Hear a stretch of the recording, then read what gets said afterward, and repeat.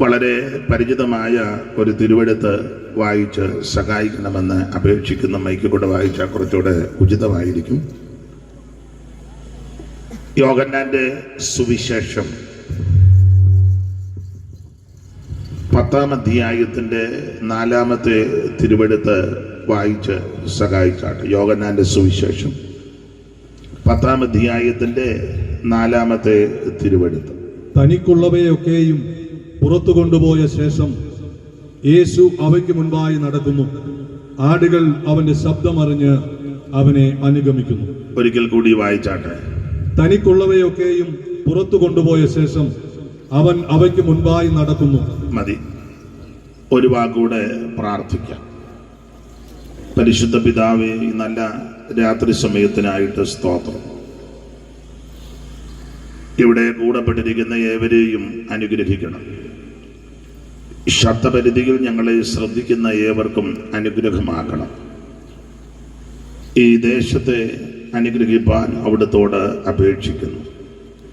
അവിടുത്തെ ദാസീദാസന്മാരെ എല്ലാവരെയും ശക്തീകരിക്കണം. എളിയവന്റെ മേലും ഇന്ന് രാത്രി കൃപ ചൊരിയണമേ. പ്രിയപുത്രനെ ഞങ്ങളെ കൂടി മഹത്വപ്പെടുത്തണം. ക്രിസ്തുവേശുവിന്റെ നിസ്തുല്യ നാമത്തിൽ അപേക്ഷിക്കുന്നു. ദയമൂലം കേൾക്കണം സ്വർഗസ്ഥ പിതാവേ, ആമേൻ. അനുഗ്രഹപ്രദമായ ഈ നല്ല രാത്രി സമയത്തിനായി ദൈവത്തെ സ്തുതിക്കുന്നു. ഈ 2 ലൈറ്റും ഒച്ചിരി വന്നു, കണ്ണ് ചിമ്മുന്നു. ഇത് രണ്ടും നേരെ കണ്ണിനിട്ടടിക്കുന്നുണ്ട്. തിരിച്ചോ മറിച്ചോ എങ്ങനെയും വെച്ചാൽ മതി. എനിക്കാരെയും കാണാൻ മേല.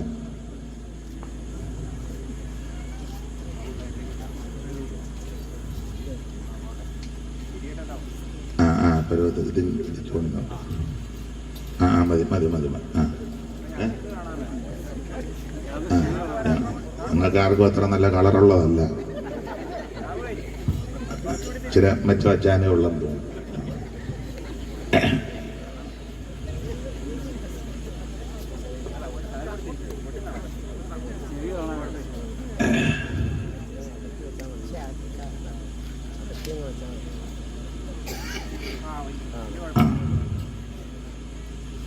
ഈ രാത്രിയില് ഈ ദേശത്ത് കടന്നു വരുവാൻ ദൈവം കരുണ ചെയ്തു. ഈ ശുശ്രൂഷയ്ക്ക് എന്നെ ക്ഷണിച്ച ബഹുമാനപ്പെട്ട EP രാജു പാസ്റ്റർ അവർകൾ, ഈ സഭയുടെ ശുശ്രൂഷകൻ.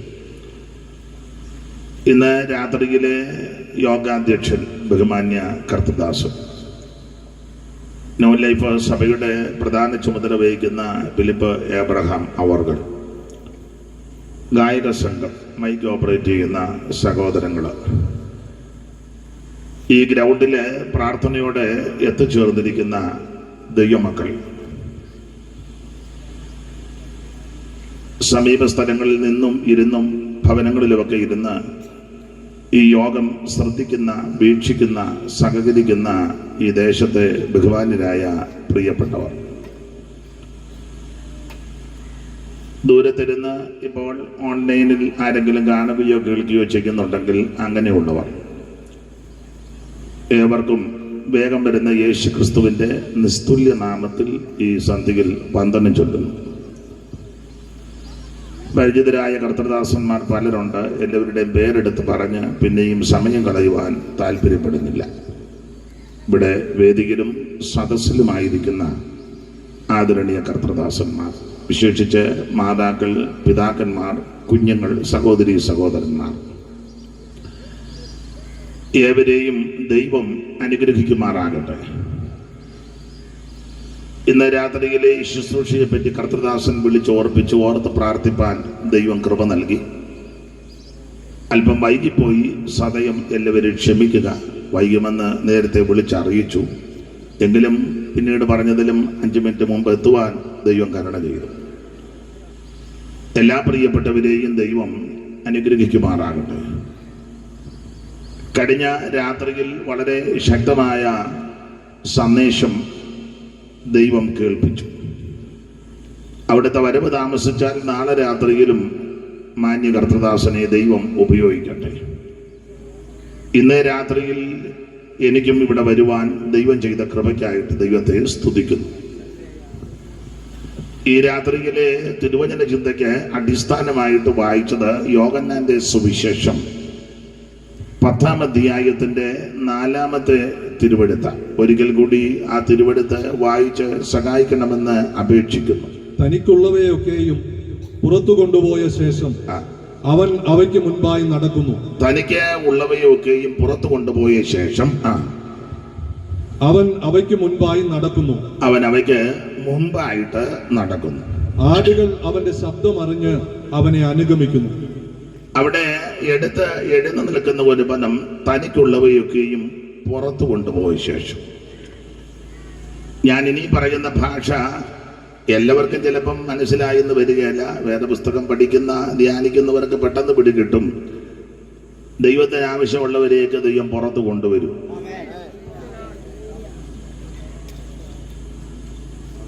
ഈ രാത്രി ഈ ദേശത്തോട് ദൈവം അങ്ങനെ ഇടപെടുമാറാകട്ടെ. കസാര ഇനി ഇല്ലെന്ന് തോന്നില്ലയോ? നമ്മളെവിടെയും അങ്ങ് ഇരുന്നാട്ട്. ഇനി കസാര ഉണ്ടോ? കുഴപ്പമില്ല, ഞാനും നിൽക്കുക, അവര് നിൽക്കട്ടെ.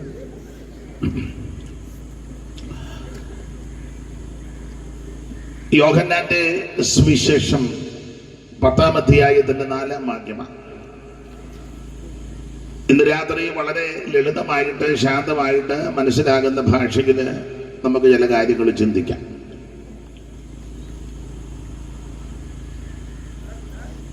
യോഹന്നാന്റെ സുവിശേഷം. അപ്പൊ ആ ഭാഗത്തേക്ക് വരുന്നതിന് മുമ്പ് ഈ പുസ്തകത്തെ പറ്റി ഒന്ന് പരിചയപ്പെടുത്താം. ഇവിടെ ഇരിക്കുന്ന സ്റ്റേജിലും സദസ്സിലും ഒക്കെ ഇരിക്കുന്നവർക്ക് ഈ പുസ്തകം നല്ല പരിചയമാണ്.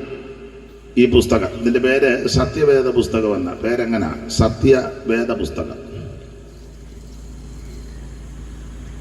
4 വേദം, 6 ശാസ്ത്രം, 18 പുരാണങ്ങൾ, അങ്ങനെയൊക്കെയാണ് നമ്മൾ പഠിച്ചതും പഠിപ്പിച്ചതും പഠിക്കുന്നതും. എന്നാൽ ഇതിന്റെ പേര് സത്യവേദ പുസ്തകം. മുഴുവൻ സത്യമാണ്. ഇതുപോലെ ഒരു പുസ്തകം ഉലകത്തിൽ ഉണ്ടായിട്ടില്ല, ഇനി ഉണ്ടാകത്തുമില്ല, ആർക്കോട്ടും ഉണ്ടാക്കാനും ഒക്കുകയില്ല. അത്രയ്ക്ക് വിശേഷപ്പെട്ട പുസ്തകമാണ് ഈ സത്യവേദ പുസ്തകം. ഇതെടുത്തത് തന്നെ വലിയ മഹാഭാഗ്യമാണ്. ഈ പുസ്തകം 66 പുസ്തകങ്ങൾ അടങ്ങുന്നതാണ് ഈ സത്യവേദ പുസ്തകം. ഇത് ഞാൻ ചില കാര്യങ്ങൾ പറയുന്നത് ചിലർക്ക് ഇതിനെപ്പറ്റി അറിയത്തില്ല. അപ്പൊ അവരും ചിന്തിക്കും, ഞായറാഴ്ച ആണ്ടേത് ഒരു പുസ്തകം, കനവുള്ളൊരു പുസ്തകം പിടിച്ചുകൊണ്ട് അങ്ങോട്ടും ഇങ്ങോട്ടും എല്ലാം നടക്കുക, ഇതെന്തോ ആന്ന് ചിലർക്ക് അറിയത്തില്ല. അല്ലെങ്കിൽ പിടിച്ചുകൊണ്ട് നടക്കുന്നവർക്കും അറിയാൻ മേല. വർഷങ്ങളായിട്ട് അമ്മ ഇത് ചുമന്നുകൊണ്ട് നടക്കുന്നുള്ളത് അമ്മയ്ക്ക് ഇതിനെ വകുപ്പ് എന്നാന്നറിയാൻ മേല. അപ്പൊ അതുകൊണ്ട് അതൊന്ന് അറിഞ്ഞേച്ച് മുമ്പോട്ട് പോകാം. അപ്പൊ 66 പുസ്തകങ്ങൾ അടങ്ങുന്ന പുസ്തകമാണ് സത്യവേദ പുസ്തകം. ഓരോ പുസ്തകങ്ങളായിട്ട് ഉൽപ്പത്തി പുസ്തകം ആദ്യ പുസ്തകം, പുറപ്പാട് പുസ്തകം 2-ാം പുസ്തകം, ലേവ്യ പുസ്തകം 3-ാം പുസ്തകം, സംഖ്യാ പുസ്തകം 4-ാം പുസ്തകം, ആവർത്തന പുസ്തകം 5-ാം പുസ്തകം, ഇങ്ങനെ ഓരോരോ പുസ്തകങ്ങളാണ്. രാമായണത്തെ ഖണ്ഡങ്ങളായിട്ടാണ് പഠിക്കുന്നത്. രാമായണം ഞാൻ പണ്ട് വായിച്ചിട്ടുണ്ട്. അമ്പലത്തിൽ പോകുന്ന കാലത്ത് രാമായണമൊക്കെ വായിച്ചിട്ടുണ്ട്. വലുതായിട്ട് വായിക്കാനൊന്നും അറിയാൻ പറ്റില്ലെങ്കിലും വലിയ തെറ്റില്ലാതെ വായിക്കും. ട്യൂണ് വന്ന് നോക്കുകയല്ല, എങ്കിലും വായിച്ചിട്ടുണ്ട്. അപ്പൊ അത് കാണ്ഡങ്ങളായിട്ടാ. അയോധ്യാകാന്ഡം, കിഷ്കിന്ധകാന്ഡം, ബാലകാന്ഡം, സുന്ദരകാന്ഡം, ഇങ്ങനെ കാണ്ഡങ്ങളായിട്ട്, ഇത് പുസ്തകങ്ങളായിട്ടാണ്. മഹാഭാരതം പർവങ്ങളായിട്ടാ. ദ്രോണപർവം, ഭീഷ്മപർവം, കർണപർവം, പർവം. ഭഗവത്ഗീത യോഗങ്ങളായിട്ടാ. അർജുന വിഷാദ യോഗം, സാംഖ്യയോഗം, ഗുണയോഗം, കർമ്മയോഗം, യോഗമാണല്ലോ. അപ്പോൾ ഈ പുസ്തകങ്ങളായിട്ടാ. ഉൽപ്പത്തി പുസ്തകം, പുറപ്പാട് പുസ്തകം, ലേവ്യ പുസ്തകം, സംഖ്യാ പുസ്തകം, ആവർത്തന പുസ്തകം, യോശുവയുടെ പുസ്തകം, ഇങ്ങനെ പുസ്തകം. അതിൽ ആദ്യത്തെ പുസ്തകം ഉൽപ്പത്തി പുസ്തകം, ഒടുവിലത്തെ പുസ്തകം വെളിപ്പാട് പുസ്തകം. അങ്ങനെയാണ് ഇത് 66 പുസ്തകം. ഇതുപോലെ ഒരു പുസ്തകം ഉണ്ടായിട്ടില്ല. എനിക്ക് സാധാരണ പഴയ പാട്ടുകൾ പാടുന്നൊന്നും അവകാശപ്പെടുകയല്ല, ചൊല്ലും. അതായിരിക്കും കുറച്ചുകൂടെ നല്ലത്. അപ്പൊ അതിന്റെ താളത്തിൽ നിൽക്കാന് സഹോദരന്മാരെ കൊണ്ടുവന്നവർ വന്നിട്ടില്ല. എങ്കിലും നിങ്ങളും സഹകരിക്കുകയാണെങ്കിൽ നമുക്ക് നോക്കാം. ഒരു ദിവസം പശുവിനെ വഴിയിലും കെട്ടാണ്. അപ്പൊ നിങ്ങൾ വന്ന് നോക്ക. ഇവരെ 2 ദിവസം കൂടെ സഹകരിക്കുകയാണെങ്കിൽ അതിന്റെ കണക്കിന് പോകും. ആദ്യമായിട്ടായതുകൊണ്ട് ചിലപ്പം അപാകതകൾ വരും. പണ്ട് സ്കൂളിൽ പഠിച്ചത് കൃഷ്ണഗാഥ, ചെറുശ്ശേരി എഴുതിയത് കൃഷ്ണഗാഥ. അപ്പൊ അതിന്റെ താളത്തിൽ ഒരു വരി എഴുതിയിട്ടുണ്ട്. ആ വരി ഇങ്ങനെ, ഈ പുസ്തകത്തെ പറ്റിയാ: വേദഗ്രന്ഥത്തിലെ ദിവ്യവചനങ്ങൾ മാധുര്യമേറിടും തേനിനേക്കാൾ, പാതയ്ക്കു ദീപവും ആത്മാവിൻ വാളതും പാറയെ പൊട്ടിക്കും ചുറ്റികയും. ആ താളത്തിലിടും. താളമൊന്നും പറയാൻ അറിയാൻ മേല. കുഞ്ഞിനെ തൊട്ടിയാൽ ആട്ടിയപ്പോഴല്ലയോ ഉന്തുന്തുന്തുന്തുന്ന് പഠിച്ചല്ലയോ? ഉന്തുന്തുന്തു നീ പഠിച്ചല്ലേ? വേദഗ്രന്ഥത്തിലെ ദിവ്യവചനങ്ങൾ മാധുര്യമേറിടും തേനിനേക്കാൾ, പാതയ്ക്കു ദീപവും ആത്മാവിൻ വാളതും പാറയെ പൊട്ടിക്കും ചുറ്റികയും. പാരിലിതുപോലെ മറ്റൊരു ഗ്രന്ഥവും പാരായണം ചെയ്തിട്ടില്ല ന്യൂനം. 2 ഭാഗങ്ങളുണ്ടതിലാകവേ 66 പുസ്തകങ്ങൾ. അത് പിടിച്ചു വരുമ്പോ ഞാൻ പാട്ട് നിർത്തും. ഇരുന്നു മോൻ ഇരുന്നു. അപ്പൊ ഇത് 2 ഭാഗങ്ങളാണ്. 2 ഭാഗങ്ങളുണ്ടതിലാകവേ 66 പുസ്തകങ്ങൾ. ഉൽപ്പത്തി തൊട്ടു മലാക്കി വരെയുള്ള 39 പുസ്തകങ്ങൾ. ഉൽപ്പത്തി, പുറപ്പാടു, ലേവ്യ, സംഖ്യ, പിന്നെ ആവർത്തനം എന്നീ പഞ്ചഗ്രന്ഥം. ഇങ്ങനെ 2 ഭാഗങ്ങളായിട്ടായി പുസ്തകം, സത്യവേദ പുസ്തകം. ഇതിന്റെ ആദ്യത്തെ ഭാഗം പഴയ നിയമവും 2ാം ഭാഗം പുതിയ നിയമവും. 2 നിയമങ്ങളായത്. ഇത് നിയമമാണ്. നിയമമൊന്നും തെറ്റിക്കരുത്. ഈ പുസ്തകം വണ്ടിയുടെ ഫ്രണ്ടിൽ വെച്ചേച്ച് ചുമന്ന ലൈറ്റ് തെളിഞ്ഞു നിൽക്കുമ്പോൾ വണ്ടി പോകരുത്. മനസ്സിലായില്ല? ട്രാഫിക്കിന്റെ അവിടെ പുസ്തകം ഫ്രണ്ടിൽ ഇരിക്കുക, സിഗ്നല് ചുമന്ന ലൈറ്റ്, അന്നേരം കയറി പോവുക. ഇരിക്കുന്ന പുസ്തകം എന്നതാണ്? എന്തേലും വാ തുറന്ന് പറ. നിയമം. മനസ്സിലാകുന്നില്ല? ഇത് നിയമ പുസ്തകമാണ്. ഇതിനകത്ത് നിയമങ്ങൾ ഒത്തിരി ഉണ്ട്. മാതാപിതാക്കളെ ബഹുമാനിക്കണം, അതിന്റെ നിയമം ഇതാ. അന്നേരം അപ്പനും അമ്മയ്ക്കും വെള്ളം കൊടുക്കാതെ ഈ പുസ്തകമായിട്ട് ഞായറാഴ്ച പള്ളിയിലോട്ട് പോവുക. എന്നെ ആരും മിണ്ടാതിരിക്കുന്നേ. ഇന്ന് അധികം മിണ്ടുവൊന്നും വേണ്ട. ഇത് നിയമമാണ്. ഇതിനകത്ത് നിയമമാണ്. അയലത്തുകാരന് നിന്നെ പോലെ തന്നെ അവനെ സ്നേഹിക്കണം. അവനോട് മിണ്ടിട്ട് 5 കൊല്ലമായി. പുസ്തകം എടുത്തോണ്ട് ഞായറാഴ്ച ഓടുക. മിക്കവാറും ഞായറാഴ്ച ആള് കുറയുമെന്നാ തോന്നുന്നത്. പാസ്റ്റർ കൂടുതൽ ആള് വരാനായിരിക്കും ആഗ്രഹിക്കുന്നത്. മിക്കവാറും ഇന്ന് ഈ ആഴ്ച കുറയും.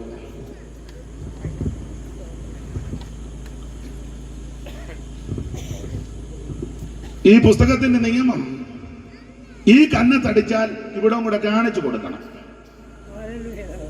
ഇതാ ഇതിന്റെ നിയമം. അതാ. അന്നേരം അടിക്കാൻ അവൻ കൈ പൊക്കിയതേ ഉള്ളൂ, അവനെ നമ്മൾ താഴെ കളഞ്ഞു.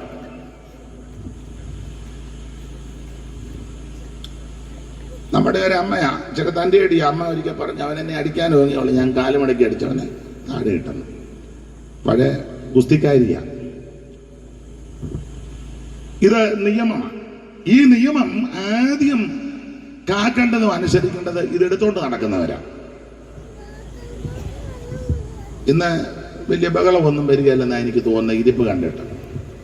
ഇങ്ങനെ ഇരുന്നാൽ മതി. അപ്പൊ ഇത് 2 ഭാഗങ്ങളാ, പഴയ നിയമവും പുതിയ നിയമവും. പഴയ നിയമം ഉൽപ്പത്തി പുസ്തകം മുതൽ മലാക്കി പുസ്തകം വരെയുള്ളതായ 39 പുസ്തകങ്ങൾ. പുതിയ നിയമം മത്തായി സുവിശേഷം മുതൽ വെളിപ്പാട് പുസ്തകം വരെയുള്ള 27 പുസ്തകങ്ങൾ. ശ്രദ്ധിക്കണേ, ഈ പുസ്തകം 66 പുസ്തകം ഏതാണ്ട് 1600 കൊല്ലം കൊണ്ട് 40 എഴുത്തുകാര് ലോകത്തിന്റെ വിവിധ ഇടങ്ങളിലിരുന്ന് എഴുതി തീർത്തതാണ് ഈ 66 പുസ്തകം. അല്ലാതെ ഒരാൾ തന്നെ കുത്തിയിരുന്ന് എഴുതിയതല്ല. ഒരാളും കൂടെ ഒരാളും കൂടി നമുക്ക് കുറച്ച് എഴുതാം, വാ രണ്ടുപേരോട് ഇരുന്ന് എഴുതി ഒക്കുന്നിടത്തോളം ഒപ്പിച്ചു, അങ്ങനൊന്നും തന്നതല്ല. 1600 കൊല്ലം കൊണ്ട് 40 എഴുത്തുകാര് വിവിധ രാജ്യങ്ങളിലിരുന്ന് ദൈവാത്മ നിയോഗം പ്രാപിച്ച് എഴുതിയതാണ് ഈ സത്യവേദ പുസ്തകം. ഇവര് പലരും തമ്മിൽ കണ്ടിട്ടില്ല, പലരും പല രാജ്യത്ത് ജനിച്ച് ജീവിച്ചവരാ, മരിച്ചവരാ, പല ടൈപ്പിൽപ്പെട്ട ആൾക്കാരാ. ഈ പുസ്തകം രാജാക്കന്മാരെ കൊണ്ട് എഴുതിപ്പിച്ചിട്ടുണ്ട്, മീൻ പിടിക്കുന്ന മുക്കുവന്മാരെ കൊണ്ട് ഇതിലെ പുസ്തകം എഴുതിച്ചിട്ടുണ്ട്, ഡോക്ടർ ലൂക്കോസ് പുസ്തകം എഴുതിയിട്ടുണ്ട്. മാത്രമല്ല ആടുകളെ തീറ്റുന്നവരെ കൊണ്ട് ഇതിലെ പുസ്തകം എഴുതിച്ചിട്ടുണ്ട്, ഭരണ തന്ത്രജ്ഞന്മാരെ കൊണ്ട് ഇതിലെ പുസ്തകം എഴുതിച്ചിട്ടുണ്ട്, വിദ്യാ നിപുണന്മാരായ പ്രിയപ്പെട്ടവരും ഇതിനകത്ത് പുസ്തകം എഴുതി. എന്ന് പറഞ്ഞാൽ ലോകത്തിന്റെ അല്ലെങ്കിൽ ജീവിതത്തിന്റെ എല്ലാ തുറകളിൽപ്പെട്ടവരെയും പുസ്തകം എഴുതാൻ ദൈവം ഉപയോഗിച്ചു. അല്ലാതെ ഒരാൾ മാത്രം കുത്തിയിരുന്ന് എഴുതിയതല്ല. സാധാരണക്കാര്, രാജാക്കന്മാര്, ജ്ഞാനികള്, വിദ്യാവിഹീനന്മാര്, വിദ്യാ നിപുണന്മാര്, അവരെല്ലാം കൂടെ ചേർന്നാണ് ഇത് എഴുതിയത്. ഒന്നിച്ചിരുന്ന് എഴുതിയതല്ല, ഒരു കാലത്ത് എഴുതിയതല്ല, 1600 കൊല്ലം കൊണ്ടാണ് ഇത് എഴുതി തീർത്തത്. പക്ഷെ ഈ പുസ്തകത്തിന്റെ വിശേഷത എഴുതി തീർത്തു വന്നപ്പോൾ ഇത് ഒത്തൊന്നുള്ളത്. 1600 കൊല്ലം മുമ്പ് പറഞ്ഞ കാര്യം 1600 കൊല്ലം കഴിഞ്ഞപ്പോ തിരുത്തേണ്ട ഗതികേട് വന്നിട്ടില്ലെന്നായി പറഞ്ഞത്. തിരുത്തേണ്ട ഗതികേട് വന്നിട്ടില്ല. അതാ ഈ പുസ്തകത്തിന്റെ വിശേഷത. കാരണം ഉൽപ്പത്തി പുസ്തകം 1-ാം അധ്യായത്തിൽ ഒരു ദൈവത്തെ പറ്റി പറയുന്നുണ്ട്. വായിച്ചോ, ഉൽപ്പത്തി 1:1. കാണാതാണെങ്കിലും പറയാമല്ലോ. ആദിയിൽ ദൈവം ആകാശവും ഭൂമിയും സൃഷ്ടിച്ചു. ദൈവങ്ങൾ എന്നല്ല, ദൈവം ഏകവചനമാണ്. ആദിയിൽ ദൈവം, ഏകദൈവം, സത്യദൈവം, നിത്യദൈവം, സാക്ഷാൽ ദൈവം, ജീവനുള്ള ദൈവം, ഏകദൈവം. ഏകസത്യ ദൈവമേയുള്ളൂ ഭൂവാസികളെ, ഏകസത്യ ദൈവമേയുള്ളൂ ഭൂവാസികളെ, ഏകസത്യ ദൈവമേയുള്ളൂ. ഏകസത്യ ദൈവമൊന്ന്, ഏകരക്ഷിതാവുമൊന്ന്, ഏകസത്യ ദൈവമൊന്ന്, ഏകരക്ഷിതാവുമൊന്ന്, ഏകസത്യവേദമൊന്ന്, ഏകരക്ഷാമാർഗമൊന്ന്, ഏകസത്യവേദമൊന്ന്, ഏകരക്ഷാമാർഗമൊന്ന്, ഏകസത്യ ദൈവമേയുള്ളൂ ഭൂവാസികളെ, ഏകസത്യ ദൈവമേയുള്ളൂ. അപ്പൊ ശ്രദ്ധിക്കുക, ഏകദൈവം, സത്യദൈവം. അതാണ് 1-ാം അധ്യായത്തിന്റെ 1-ൽ ഈ പുസ്തകത്തിന്റെ ആദ്യ പുസ്തകം, ഉൽപ്പത്തി പുസ്തകം 1-ാം അധ്യായത്തിന്റെ 1-ൽ ഏകദൈവം. ആദിയിൽ ദൈവം ആകാശവും ഭൂമിയും സൃഷ്ടിച്ചു. ദൈവം സൃഷ്ടിച്ചതാണ്, അല്ലാതെ ഓരോ ഏരിയ ഓരോരുത്തർ സൃഷ്ടിച്ചതല്ല. പാപ്പച്ചനെ ആ ഏരിയ സൃഷ്ടിച്ചു, തങ്കച്ചമ്മന്ന് മറ്റേ ഏരിയ സൃഷ്ടിച്ചു, കറിയാച്ചമ്മന്ന് അവിടം സൃഷ്ടിച്ചു, ദാമോദരൻ അവിടെ സൃഷ്ടിച്ചു, ശിവൻപിള്ള അവിടം സൃഷ്ടിച്ചു. അങ്ങനെ ഓരോരുത്തരോരുത്തരും സൃഷ്ടിച്ചതല്ല, ദൈവം സൃഷ്ടിച്ചതാണ്. എന്നാൽ സ്കൂളില് പണ്ട് പഠിച്ചിട്ടുണ്ട് അല്ലേ, കോടാലി എടുത്തെറിഞ്ഞപ്പോൾ കേരളം പൊങ്ങി വന്നാണ്. സ്കൂളിൽ പഠിച്ചത് നിങ്ങൾ പഠിച്ചില്ലയോ? ഞാൻ പഠിച്ചത് അത്രയൊക്കെ പഠിത്തമുള്ളതാ.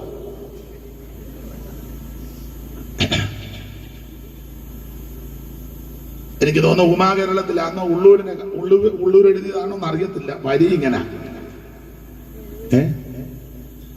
എന്തുവാ നിങ്ങൾ പറഞ്ഞ പ്രസംഗം എറിക്കുന്നില്ലെന്നായിരിക്കും. ഇന്നിങ്ങനെ പോട്ടെ.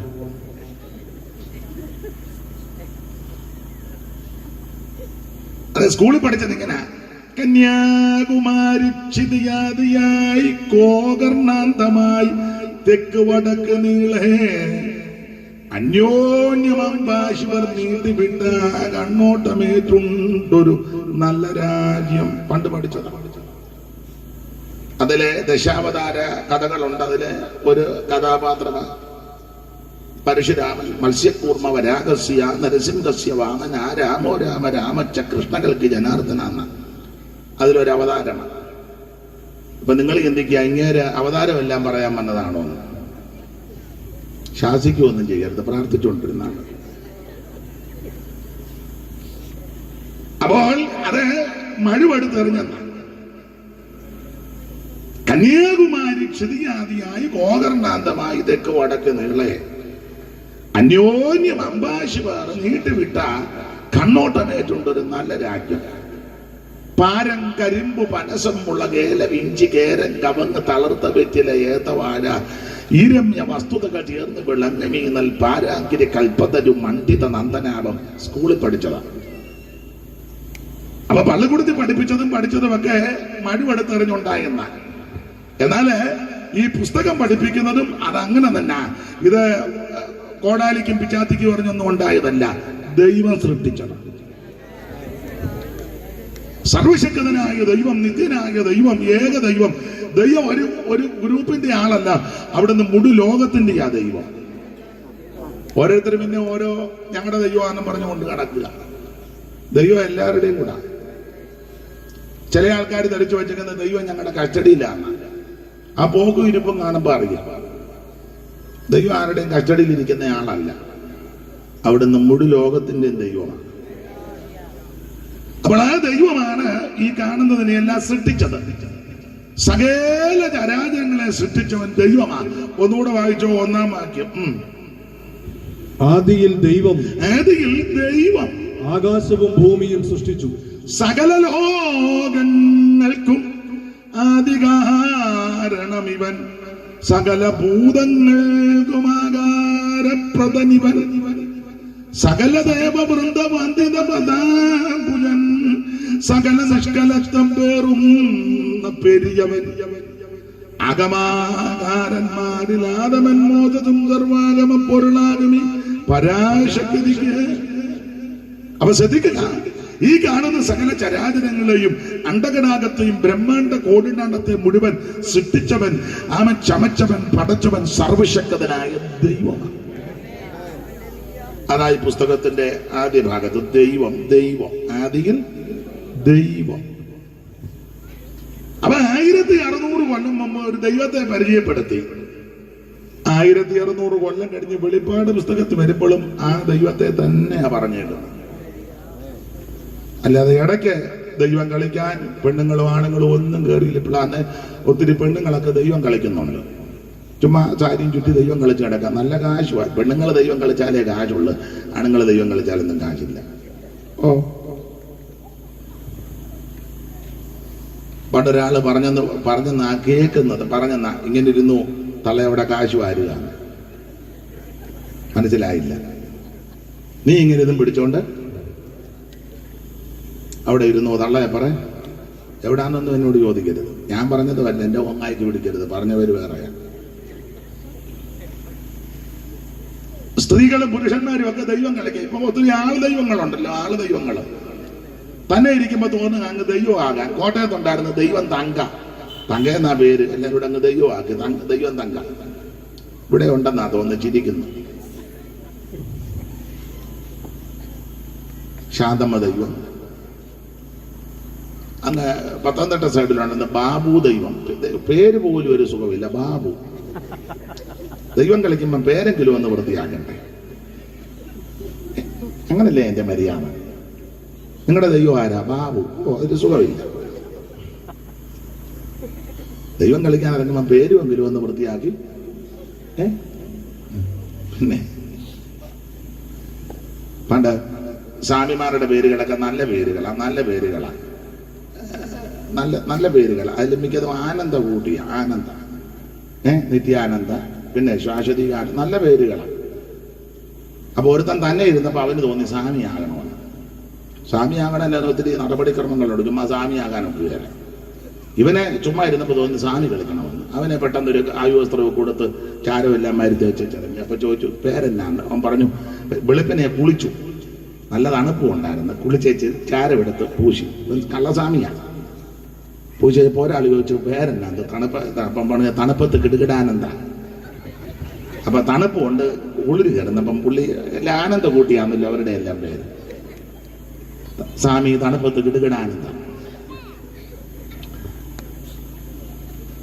ദൈവത്തിന്റെ വിശേഷതകളുണ്ട്. ഒന്ന്, അവിടുന്ന് സർവശക്തനാണ്. രണ്ട്, സർവജ്ഞാനിയാണ്. മൂന്ന്, സർവവ്യാപിയാണ്. അവിടുന്ന് സർവജ്ഞാനിയാണ്. സർവത്തെയും നിയന്ത്രിക്കുന്നവനാ, സർവത്തെ സൃഷ്ടിച്ചവനാ ദൈവം. മൈക്ക് ഒരു എന്തോ അതിന് ഡിലേ കുറയ്ക്കണം. നിങ്ങൾ പറഞ്ഞു കൊടുക്കണം. അതിനെ കുത്തിയിരിക്കാതെ പറഞ്ഞു. അതോ നിങ്ങളുടെ അതിനെ മാത്രമേ പറയുള്ളൂ? എൻ്റെ അതിനൂടെ പറഞ്ഞു തരണം.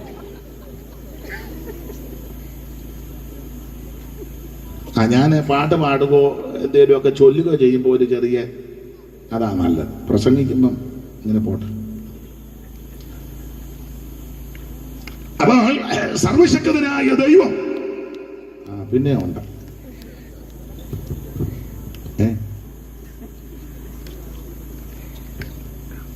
അപ്പൊ ഉൽപ്പത്തി പുസ്തകം 1-ാം അധ്യായത്തിൽ ഒരു ദൈവത്തെ പരിചയപ്പെടുത്തി. ആദിയിൽ ദൈവം ആകാശവും ഭൂമിയും സൃഷ്ടിച്ചു. ആ ദൈവത്തെ പറ്റി തന്നെ വെളിപ്പാട് പുസ്തകത്തിലും പറയുന്നത്. ആ ദൈവം തന്നെ സൃഷ്ടിച്ചെന്ന വെളിപ്പാട് 4:11 വായിച്ചു. വെളിപ്പാട് പുസ്തകം 4-ാം അധ്യായത്തിന്റെ 11-ാം വാക്യം. 1600 കൊല്ലം കഴിഞ്ഞപ്പോഴും അത് തന്നെ പറഞ്ഞു. വായില്, കർത്താവേ, നീ സർവവും സൃഷ്ടിച്ചവനും എല്ലാം നിന്റെ ഇഷ്ടം ഹേതുവാൽ ഉണ്ടായതും സൃഷ്ടിക്കപ്പെട്ടതുമാകയാൽ മഹത്വവും ബഹുമാനവും ശക്തിയും കൈക്കൊള്ളുവാൻ യോഗ്യൻ എന്ന്. അപ്പൊ ശ്രദ്ധിക്കുക, കർത്താവേ, നീ സർവവും സൃഷ്ടിച്ചവനാ. ഉൽപ്പത്തി പുസ്തകം 1-ാം അധ്യായത്തിൽ ദൈവം സകലതും സൃഷ്ടിച്ചെന്ന് പറഞ്ഞു. 1600 കൊല്ലം കഴിഞ്ഞപ്പോഴും അത് തന്നെ പറഞ്ഞേക്കുന്നത്. തിരുത്തേണ്ട ഗതികേട് ഈ പുസ്തകത്തിന് വന്നിട്ടില്ല. സകലത്തെയും സൃഷ്ടിച്ചവൻ, നിർമ്മിച്ചവൻ സർവശക്തനായ ദൈവം. ഞാൻ അങ്ങനെ പറഞ്ഞാൽ ഒത്തിരി കാര്യം പറയേണ്ടി വരും. നമ്മൾ എടുത്ത ഭാഗത്തേക്ക് വരണം. അപ്പോൾ ഇങ്ങനെയുള്ള ഈ സത്യവേദ പുസ്തകം 66 പുസ്തകം, ഇതിലെ പുതിയ നിയമത്തിൽ 27 പുസ്തകം. ആ 27 പുസ്തകത്തിൽ ആരംഭത്തിൽ 5 ചരിത്ര പുസ്തകമാണ്. ആ 5 ചരിത്ര പുസ്തകത്തിൽ 4 പുസ്തകം സുവിശേഷമാണ്, യേശു ക്രിസ്തുവിന്റെ ചരിത്രം. 5-ാമത്തെ പുസ്തകം അപ്പോസ്തല പ്രവൃത്തി, അത് ആദിമ സഭയുടെ ചരിത്രം. പിന്നീട് റോമാലേഖനം മുതൽ യൂദയുടെ ലേഖനം വരെ ഉപദേശ ഉപദേശങ്ങള്. റോമാലേഖനം വിശ്വാസത്താലുള്ള നീതീകരണം, കൊരിന്ത് ലേഖനം നീതീകരിക്കപ്പെട്ടവരുടെ വിശുദ്ധീകരണം, ഗലാത്യ ലേഖനം വിശുദ്ധീകരിക്കപ്പെട്ടവരുടെ സ്വാതന്ത്ര്യം, എഫീസ് ലേഖനം സ്വാതന്ത്ര്യം പ്രാപിച്ചവരുടെ അവകാശം, സ്ഥാനമാനങ്ങൾ. ഇങ്ങനെയാണ് ലേഖനം പഠിക്കുന്നത്. അപ്പോൾ ഇങ്ങനെയുള്ള ഈ സത്യവേദ പുസ്തകത്തിൽ, പുതിയ നിയമത്തിലെ 27 പുസ്തകത്തിലെ ആദ്യത്തെ 5 പുസ്തകം ചരിത്ര പുസ്തകം, അതിൽ 4 പുസ്തകം സുവിശേഷ പുസ്തകം. ആ 4 പുസ്തകത്തിലെ 4-ാമത്തെ പുസ്തകമാകുന്ന യോഹന്നാന്റെ സുവിശേഷം 10-ാം അധ്യായത്തിന്റെ 4-ാമത്തെ വാക്യമാണ് ഇന്ന് രാത്രിയിലെ തിരുവചന ചിന്തയ്ക്ക് അടിസ്ഥാനമായിട്ട് വായിച്ചത്. ഒന്നുകൂടെ വായിച്ചു. തനിക്കുള്ളവയൊക്കെയും പുറത്തു കൊണ്ടുപോയ ശേഷം ഇന്ന് രാത്രി. അപ്പോൾ സുവിശേഷം ആട്ടെ, 1-2 കാര്യം പറയാം. എന്തുവായി സുവിശേഷം? ചിലർക്ക് ഇത് കേൾക്കുന്നത് അസ്വസ്ഥതയാണ്. പണ്ട് ഒരിക്കൽ സുവിശേഷം പറയാൻ പോയപ്പോൾ ഒരാൾ ചോദിച്ചു, എന്തുവാ നമ്മുടെ സുവിശേഷം? വേണ്ട വിശേഷം ഒന്നും വേണ്ട, ഇവിടെ നമുക്ക് പോകും. കൂടുതൽ വിശേഷം ഒന്നും വേണ്ട. തന്നെയല്ല, നമ്മൾ ചിലരെ എവിടെയെങ്കിലും മുക്കിനോ മൂലയ്ക്കോ നിന്ന് സുവിശേഷം പറഞ്ഞാൽ ചിലർക്ക് ഇഷ്ടമല്ല, ചിലർ ബഹുമാനിക്കും. അവരെ ചിലർ പറയും നല്ല കാര്യമാണ് പറയുന്നത്, നിന്ന് പറയട്ടെ. കുഞ്ഞുങ്ങളെല്ലാം മദ്യത്തിനും മയക്കുമരുന്നിനും ലഹരി പദാർത്ഥങ്ങൾക്കും അടിമപ്പെട്ട് മനുഷ്യനെ മനുഷ്യനായിട്ട് കാണാതെ താന്തോന്നികളായിട്ടും തന്നിഷ്ടക്കാരായിട്ടും അടിയും ബഹളവും പ്രശ്നമൊക്കെ ആയിട്ട് ജീവിക്കുമ്പോൾ ഇവര് പറയട്ടെ നല്ല കാര്യമല്ലേ പറഞ്ഞോട്ടെന്ന് ചിലര് പറയും. എന്നാൽ ചില പറയും വേണ്ട, ഈ ചേമ്പ് ഈ കാലത്തിൽ ഇവിടെ വേകുകയല്ല, കൊണ്ടുപോ, ഈ പരിപ്പ് ഇവിടെ അങ്ങനെ ഓടിക്കും. അങ്ങനെയുള്ള ആൾക്കാരുണ്ട്. എന്നാൽ ഇന്ന് രാത്രി എന്നെ കേൾക്കുന്നവരോട് പറയട്ടെ, എന്തുവാ ഈ സുവിശേഷം? സുവിശേഷം എന്ന് പറഞ്ഞാൽ മതം മാറ്റുകയല്ല, സഭ മാറ്റുകയല്ല, സംഘടന മാറുന്നതുമല്ല സുവിശേഷം. ആളെ കൂട്ടി എന്റെ ഭാഷ പറഞ്ഞ ഓളവും ബഹളവും മേളവും ഒന്നും അല്ല സുവിശേഷം. നാട്ടുകാരുടെ സ്വൈര്യം കെടുത്തുന്നതുമല്ല സുവിശേഷം. എനിക്ക് തോന്നുന്നത് ഇവിടെ 9 മണി 9:30 വരെ സാങ്ഷൻ ഉള്ളൂ. നമുക്ക് അത്രേ തരുവുള്ളൂ. എന്നാൽ ചിലർക്ക് 11:30 ആയാലും കുഴപ്പമൊന്നും അല്ല, അവർക്കും കുഴപ്പമില്ല. നമുക്ക് 9 ആകുമ്പോഴേ നമ്മൾ ബൈബിളിന്റെ സിപ്പിട്ട് കാണിക്കും.